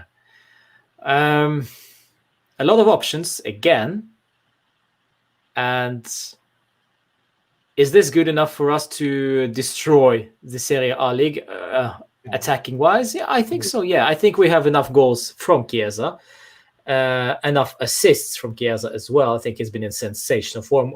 Everyone has been praising him.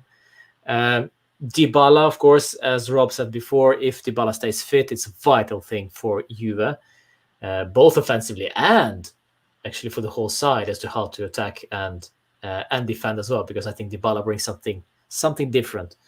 And also, of course, Morata in there as a super sub, because I don't think Morata will start the games unless Dybala is out with injury or something.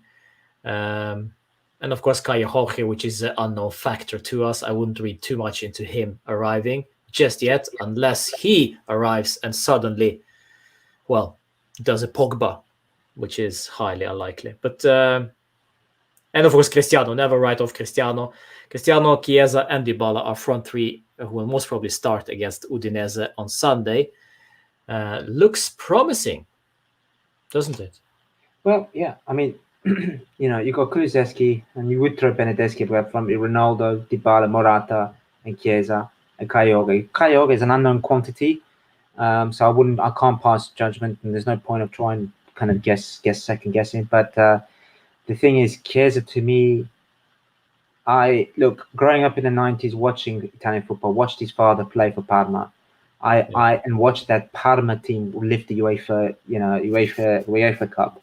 I had wished In Moscow. I was at not at the game, but I was outside the stadium actually. So I I remember that. wished Yeah. Enrico Chiesa had joined Juventus with Batigol. I just had that, you can't have all of them, of course, but Chiesa, to me, his father was great with the ball, great with the head, read the game. He was such an unbelievable striker. It was now a game. It's not the kind of game we have today. When his son Federico finally signed for us, which but 3 years ago, by the way, and I just want to throw it in there. 3 years ago, I said we should sign him. I got lampooned by everyone, lampooned about it, saying, "Oh, Chiesa is absolutely whoa." But Chiesa, he brings a complete different game when he brings the ball forward. He runs at defense. He's not scared. He runs and he plays with grinta. He plays with heart on his sleeve. Yeah. Maybe too much, and I do worry sometimes he just plays too much and he could get injured sometimes, and it has happened. I love the guy. I love the player. I think I agree. Technically, he's a gifted player like his father. And I love it. He's come from Fiorentina yet again. I just love it. We just pinched their best player yet again. But are you surprised? Are you surprised that he took that step from Fiorentina to you? Because let's face it, it's a big step. Are you surprised that he was able to adapt that quickly? No, when you're naturally gifted like he is, I think he's a natural gifted player as well. You can see how he plays. I mean, everyone was salivating. People who don't follow the Serie A and watch the Euros and watch this player, Chiesa, and I was fortunate enough to watch him live twice against Austria and Spain. Man, the guy plays with his heart on his sleeve, and I love that. I love that, and that's why I got his name and number on my jersey. So it's Chiesa to me is Juve's future. I know we got Dybala as well, of course, and De Ligt, but as up front, Chiesa is our. And I'll be honest, I'd love to see Chiesa play up front more, like his dad. Yeah, he's quality. I like him a lot, and the fact that he plays for Juve now, he's only 23. He will be 24 in October, and the fact that he has that unpredictability in his locker, it's like. It doesn't matter where you put him, on the left or on the right. In my opinion, he is better on the right than on the left. No, on the left, he will cut inside, but still he is a danger from the left as well. But I prefer him on the right, and he has the goals in him. He can shoot, he can cross, and his acceleration is something I've rarely seen. It's very, very special. So we have to hold on to that guy for as much as possible. What did we pay? 14 million, did we? I think it's technically I think he's still on loan. Yeah, well, that is obligation to buy at the end. So yeah. But it's I think it was 60 or something in total. But yeah, well, that's nothing. It's a steal. It's a steal. Jack Grealish for 100 million. Today's market is ridiculously cheap for a player of that quality. I mean, guys. Everyone takes the piss out of Chirumbi about how he does his talent. Locatelli, no fee, upfront fee, only after 2 years. That's insane. I mean, how? Federico Chiesa is absolutely class, and I think everybody wants to have him on his on the jersey without doubt. Paulo Dybala, then, if he stays fit, we talked about it briefly. If he stays fit, he will be very important for us. Is this season? Do you think this season it is do or die for Dybala? If he doesn't cut it for us this season, maybe we should consider letting him go. I don't think the club, I don't think that's stupid to let him go for free. I think. No. I mean, sell him. He's re-signing his contract this season, yes, but then they figure out that he just doesn't work. He just cannot play consistently. He's always injured. And then maybe not next summer, but maybe the summer after that, they'll decide, you know what, that's it. Look, I think, Dybala, you can't deny he's a talented, gifted player. You can't deny that. He's a fantastic player. I mean, again, one of my best memories of Dybala is that goal against Sassuolo, the beautiful, long, curved ball, right top left-hand corner. One of the most beautiful goals I've seen him score for us. And he's a dead ball specialist. And please, for the Christ of Almighty, you have a free kick. Ronaldo, no offense, just please don't. Just let Dybala take it, please. I mean, I love Ronaldo, but please, just don't do it. Just don't do it. So coming back to Dybala, I think, Roman, it's stating the opposite. And like Ronaldo saying, he needs to stay fit. That's the key with this guy. And, guys, let's be honest. I love Dybala, and I love Dybala to stay at Juventus. I think he's a great player, but the problem is he needs to stay fit and consistent. That's key, because you can't be consistent if you're sitting on the bench injured all the time. You've got to be fit, and that's why Ronaldo and Messi are who they are, because they are, thank God, touch wood, they've both never been seriously injured, and they've consistently been playing football, and that's a key. It's a key element. If you look at an equation, fitness and playing well equals that consistency gives you that status. Sorry, fitness. You need to stay healthy. If it doesn't, I'm sorry, guys. You got. I know I hate to say it, but you got to really understand it. Try and cash in the market. We ain't got to cash it in. I mean, But the question is, who's going to buy him if they know he's that injured all that time? Well, Premier League are that stupid. We'll see. Oh, well. Arsenal. What do you think of Arsenal? Arsenal will buy him. If they've spent 50 million Ben White. Yeah, there we go.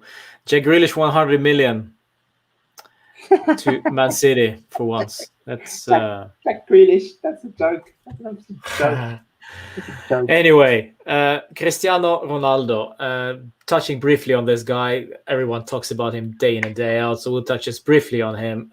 His last season, coming into. By the way, before we continue, I have to show you one picture.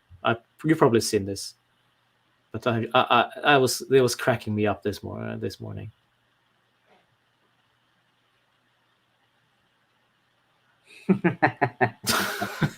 That's freaking funny, man. I love this. This is beautiful. It's because, of course, the third jersey looks like a volleyball, and that's why, haha, funny. Absolutely. But shocking. Oh, sorry. That's true. Tang did do that. Yeah, it was so funny. Dude. Done. Yeah, I'll leave it open because I find it funny. But man, why you got Ronaldo? It should have been De Sciglio or Rugani. No, they did one on Delict as well, by the way. Oh. Yeah, but of course Cristiano gets some hate. Yeah, it's lovely. It's a lovely picture, man. It's just for fun. Anyway, Cristiano last season. Definitely last season. Yes, I was about to say I don't think he will re-sign. He will renew his contract. It just smells the way it is, the way it's going to happen. But do you think he is motivated enough? Because there are talks in the hallways, like behind the scenes, that he was wanting to move. He wanted to look for other teams to play for. Didn't find any suitors because he's too expensive of a player to have in your side. And this is just an open question. I have no particular opinion about this one, but do you think he's motivated enough to play for Juve once? Let's say we start struggling. Let's say we are going in the 3 games without a win or something, and Cristiano starts getting a bit nervous, a bit disappointed. Do you think he'll be motivated enough to lead this team? Because people say that he's a leader, he's a alpha male, so that means that he should be in the front foot and gathering people together, a team together, and getting them back into shape. Do you think he will be that player this season, or he's just 100%. Had enough? 100%, Roman. You never and never question his professionalism, his hunger to win. Come on, guys. Guys won everything apart from the World Cup. Guys won everything. Ballon d'Ors, Champions Leagues, the lot. He's done it all. And to question his passion or wanting. Yeah, people talk about when he walks off the pitch and he throws the bottle. Because I don't care about all that. People, you see the media and you believe one thing, but I don't know. I personally, I think Ronaldo, this last season is a swan song. I say let's enjoy the ride, guys. Let's enjoy the man, the GOAT. One day you'll look back, maybe when we're all a little older and a bit grey and a bit less hair on the head, and you say, "Wow, we had that play in our team." Or that we witnessed greatness. Yeah, exactly. Exactly, and I really, really hope this season I'm going to go see them. I'll definitely want to go see them in Venezia, and I hope to get to see them in that stadium. And one of my biggest regrets is that I haven't seen, some great players in the past. When I say great players, not of his level, but players that wore our shirts that I've never seen them play right in live, and I really would want to see him. We can talk about this until the cows come home. We can talk about his salary. We can talk about him throwing strops. We can talk about this. We can talk about that. And how he hinders the squad. And listen, he's got our colours. He's playing for our team. I tell you something. I'd rather have Ronaldo than Lautaro Martinez or Correa from Lazio or Insigne. I'd rather have Ronaldo. Ronaldo is deadly on the ball, and you can't deny that. And let's enjoy it, guys. Let's all enjoy this last season with Ronaldo, because when he's gone, let's see. Everyone talks about this 30 million a season. Let's see what's going to happen, and let's see who we're going to buy. Yeah, my big question is if he were to leave this summer, who will replace his goals? And I don't know. I can't think of it. Hey! I've started. No. I know who you're gonna say, but I do not agree with him. No. He will be too expensive, man. No. Who's too expensive? Well, if Cristiano leaves, who will replace his goals? Who do you think I'm going to say? I think you're going to say my Norwegian friend. Haaland. Yes, exactly. Haaland. Exactly. Yes. And I think he will be too expensive. No, he won't. He's got a release cost of 60 million. No, but he will. No, but that's one thing. But the wages. Yeah, but listen. Hey, Roman, don't be so pessimistic. No. You got 30 million in the bank. Haaland's not going to come on that kind of money. 30 million in the bank. That's nothing. Listen, I posted that a few days ago on tweet, right? Have Haaland. Listen, if next season Ronaldo doesn't sign for us, which is the case, and Mbappe goes to Madrid, he will go. He will coerce him to go to Paris, and him and Messi and fantasy football, fantastic. You can have them both, fine, and that's fine, and you can rule France and Paris. I am telling you, Roman, and you've got witnesses here. Haaland is Juve bound. Juve bound. You don't need Fabrizio Romano. You need me. He is Juve bound. Okay, guys, remember this. Day 3, in 2 years' time. Day 4. Yeah, there we go. You should start a burner account on Twitter. Yeah, but listen, remember, that's fair enough. Mignoles, old Mino, hey? He's old chummies with Agnelli, eh? Yeah. Money. Listen, today, what's today's date? The 20th of August, 21. 20th of August. Next summer, if everyone's around still, and we signed Haaland, I want everyone to say, we don't need Fabrizio Romano, we need Oban. This is who we need. I'm joking. It's good fun. Of course, after Cristiano leaving next summer, we will need to rebuild completely, because somebody will need to score the goals that Cristiano scored for us. And who scores the goals for us this season will be also interesting to see, because Dybala is finally back into fitness, it seems, for now. So we have danger from the right, danger from the left, and danger from Dybala. And also we haven't talked about Alvaro Morata, which isn't much to talk about, actually. Good rotation player, I guess. I have a question. I just have a question. Like the Premiership that kicked off last weekend, right? They have actually offside when they got that stupid line and they do the little arrows and all that malarkey. They have actually, I don't know if they made the lines thicker or what they've done, but they've changed the rules around VAR with offside. I don't know if that's going to apply with Serie A. And I'm talking about Morata elbow, Morata nose. I love it when you chin. talked about Morata. Yeah, exactly. No, and I'm serious. I'm wondering if Serie A this season is changing like the Premiership has done. They changed their stance on offside, because it's ridiculous, guys. And look, I know it can work both ways, but it's ridiculous that Morata is offside because of his elbow or his nose or his forehead. It's ridiculous. That is ridiculous. Yeah, I think the reason is why he's that way. He is because this is his style of play. That's just the way he is. No, but that's Inzaghi's style of play. Exactly. Yes. Okay. But sometimes he makes it, sometimes he doesn't. So Signor Juventus, they said they've made the line thicker. Believe it or not, thicker. The offside line. So maybe, guys, maybe this season like I always tweet, 3 things are certain in life: death, taxes, Morata being offside. You know,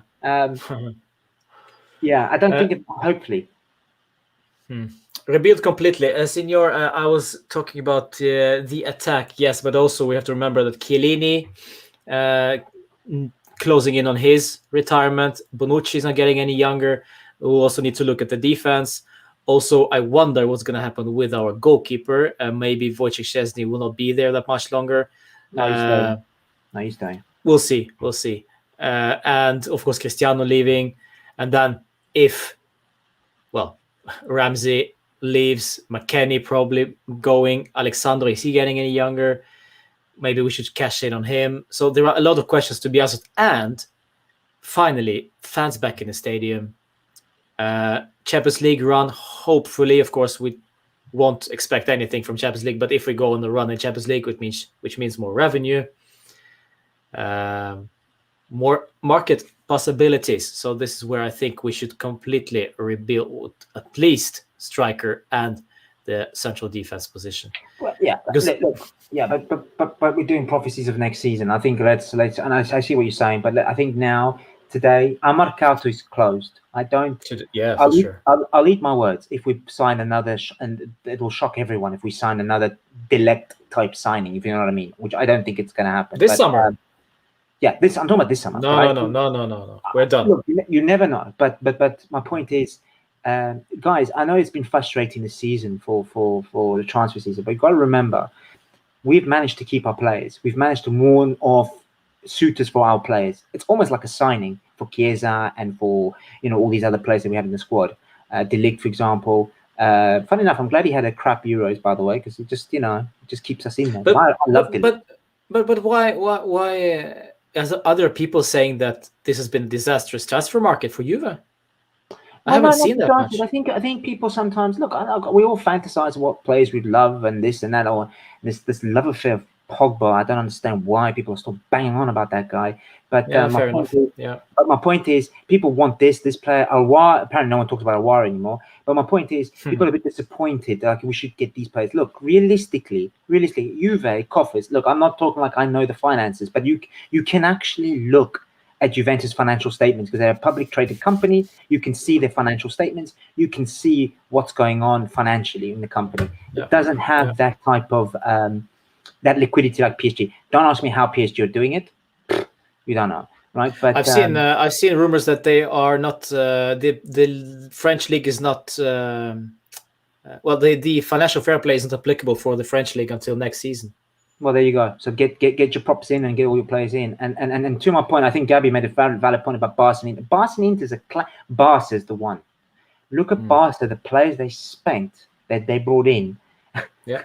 And what they've done for the club. I mean, the heavy lifting of transfer fees and wages is ridiculous. Ridiculous. Yeah. I'll be honest with you guys.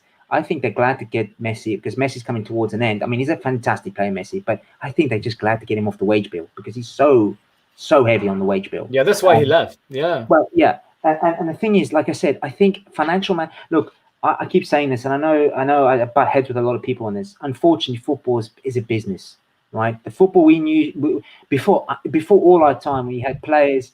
I know 40 million a season is ridiculous, Griezmann. But before we had players who used to be part-time bakers and part-time pitchers. Is this true? Griezmann was 40 million a year. Yeah. He's on big money, man. He's on big money, Griezmann. And look at Dembele. Pjanic is on 200,000 a week, guys. 200,000 a week. Umtiti, whatever his name is, 200,000 a week. I mean, that's Pjanic. Dembele on like 30. Yeah, well, there we go. Yeah, it's insane. But anyway, my point is, the game back in the old days, it was part-time. And obviously money's get involved. And it's a business, guys.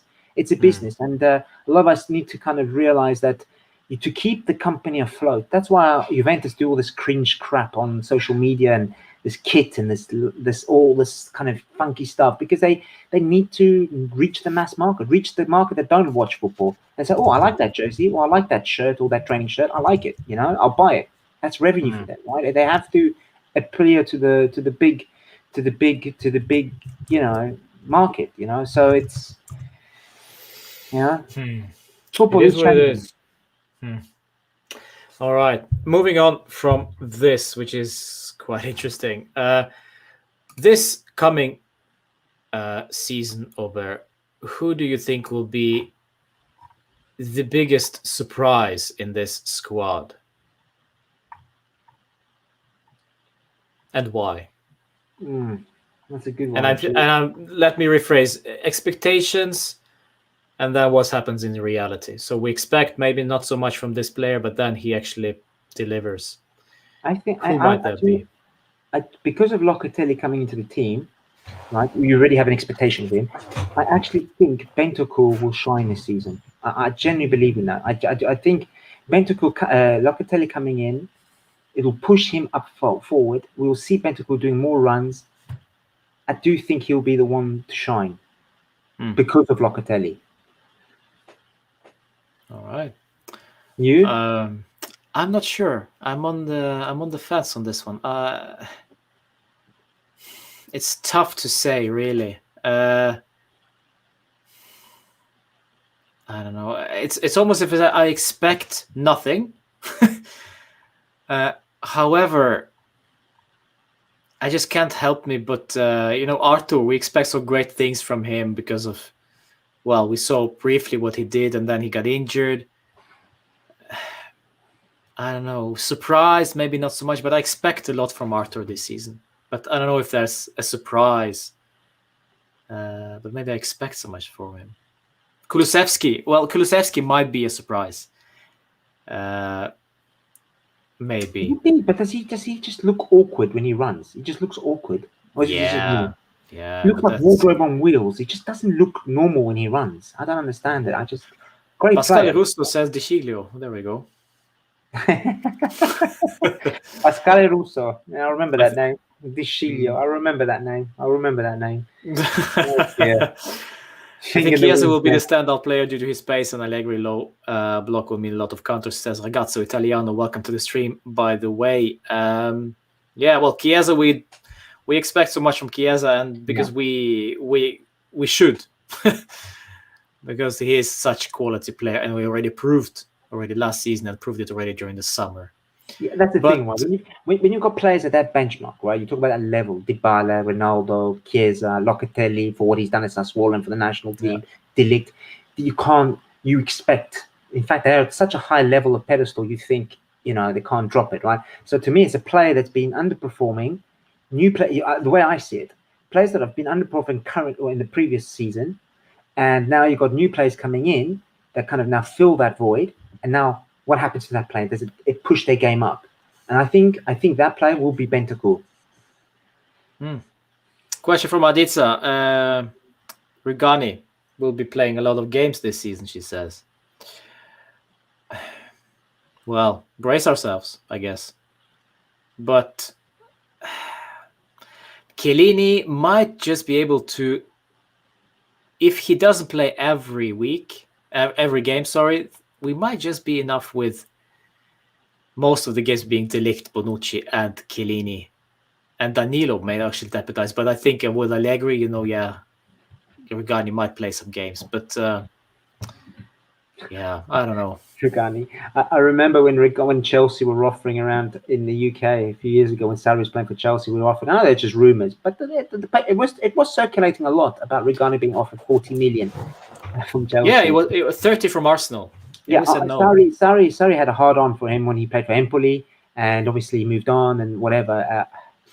Regani is like he was supposed to be Chiellini's heir to the throne. Yeah. My goodness, what an anticlimax that was. Yeah, it was. Unfortunately, he went to Juve and destroyed his whatever little of talent he had. So there we go. Radu Dragozin, by the way, is still in the side, but most probably will be loaned out, hopefully for his sake. Yeah. If we turn this around a bit, who will be the biggest flop? Who will be disappointment? Regani Tortoise. I think what, that photo of him hugging that tortoise will never ever go away. That's lovely. The biggest flop, honestly, it's with who's the new boy with the biggest pressure. Locatelli. Yeah, unfortunately, comes with great responsibility, great expectation. Like anything in life, guys, you expect a great player to come in and a good player to come in to make that impact. And if he doesn't, he could be. I mean, I'm talking about this season. I mean, talk about Ragazzo. He was talking about Ramsey being a flop. Look, Juventus. I know they're not. Can't be that stupid to think they took the risk, right? They know he's injury prone, and they paid the 4 million a season and say, well, for that player, he's a quality guys. He's a quality player. When he played for Arsenal and he was fit, the guy was untouchable, man. The guy, the 1-2 passing, and by the way, he did that. He started that with Higuain when he did a 1-2 passing, and Higuain scored. The fact is, he's just it's no point. It's just wasted breath on him. He's just unfortunately injured, the chap. So I feel bad for the guy, but not financially, of course. He's doing a lot better than all of us. But I think, Roman, I honestly think Locatelli could be a big flop. If I'm just saying, I don't think he will be. But if he doesn't do what we as fans are hoping he can do, orchestrate the passing and orchestrate the play, I think you're going to start hearing a lot of people saying, "Oh, There's maybe too much pressure on him because of his. It's a lot of pressure. I talked about this. I talked about this week actually. In regards to Locatelli, him playing for De Zerbi for Sassuolo in the De Zerbi side. He knew very well how to play in that system. Now De Zerbi is of course gone. He himself gone from Sassuolo goes to Juve, a completely different system, and also now he is. Everybody expects so much from him. They didn't expected so much from Locatelli at Sassuolo because he was kind of part of the collective. But now he's a star, and let's see how he copes with that. Yeah, the expectation's high. That's the thing, right? Expectation's high. To me, it's Marco Motta. Okay, so this guy's been around for a while. Yeah, Marco Motta. That's another dud. My goodness. Zebina. No, listen. Never, ever utter that name in my presence. Ever. Ever again. Hey, there you go. Oh, my God. What were you thinking?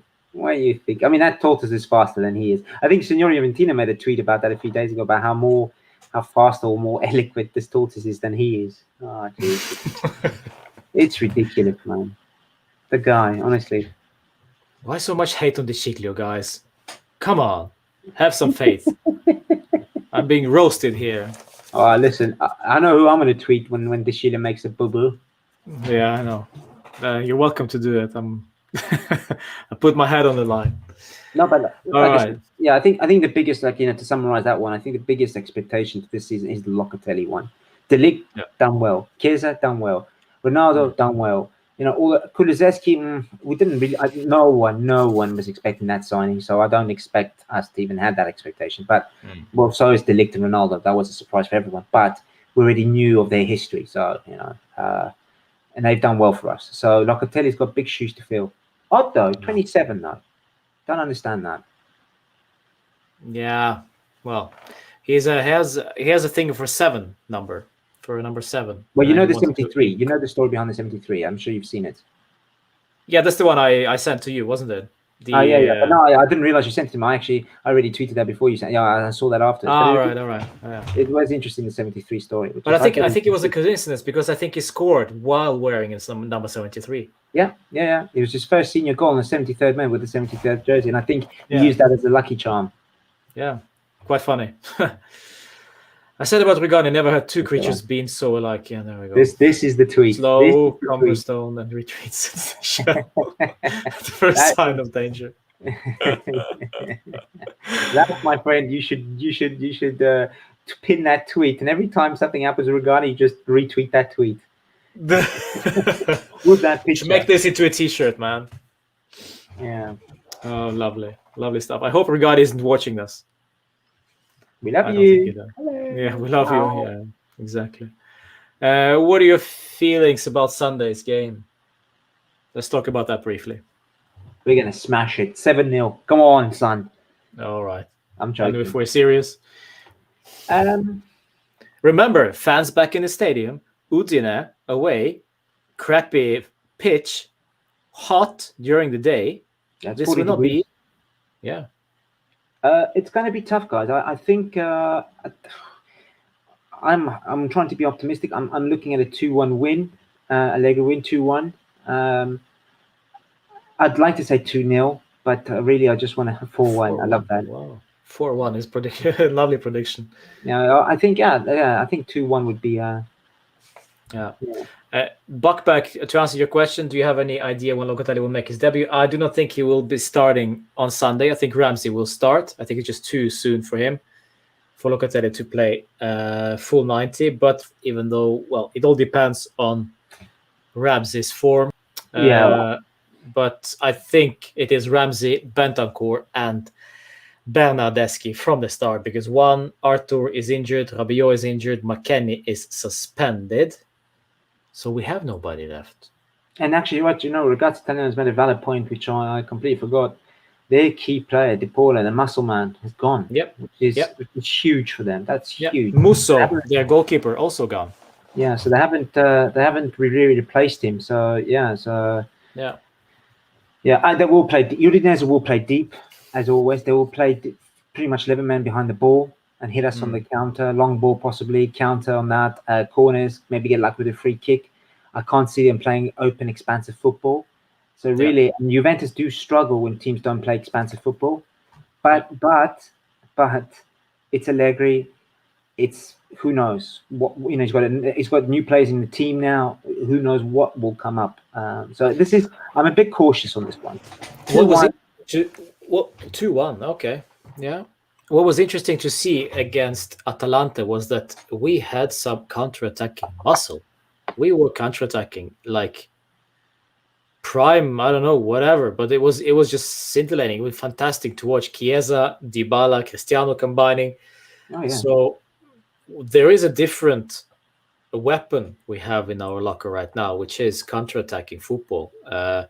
So if Udinese decide to take the game to us, which is unlikely, they should be aware of the threat from Chiesa first and foremost. Yeah. Which also will open up the space for Cristiano and most probably Dybala as well, because now they have to mark every single one of those three. I'm really excited for the game, and I'm excited to see. Maybe we see Kaya Jorge playing. Who knows? It's. I like it again. Just about Locatelli. I don't think we'll see Locatelli playing on Sunday. No. I think it's just too soon. I think he'll be playing the next game. I don't think he'll be playing. I think he's been playing. You won't be surprised to see Ramsey up in that hole, register hole, and Rabiot, and Ronaldo Morata possibly. I don't know. Dybala looked good, but I don't know if he's going to play him. So he's only played one game already. So I don't know, guys. Yeah, we'll see. Look good, but I just I don't know. I can see next game on the sub. Next game is against Empoli at home, so I think this is where we'll see Locatelli from the start. If I'm honest, this is the first home game of the season. No, but we're playing at Udinese, no? On Sunday. Yeah, you're talking about Locatelli home. Yeah, and then we'll go to Crapoli, and then Milan. Nice 4 games to start the season with. I look forward to 80 minutes of extreme tension and swearing, followed by a release when we score a late goal. Yeah, that sounds about right. Yeah, prediction 2-1, was it? Yeah, yours? What's your prediction? 2-0.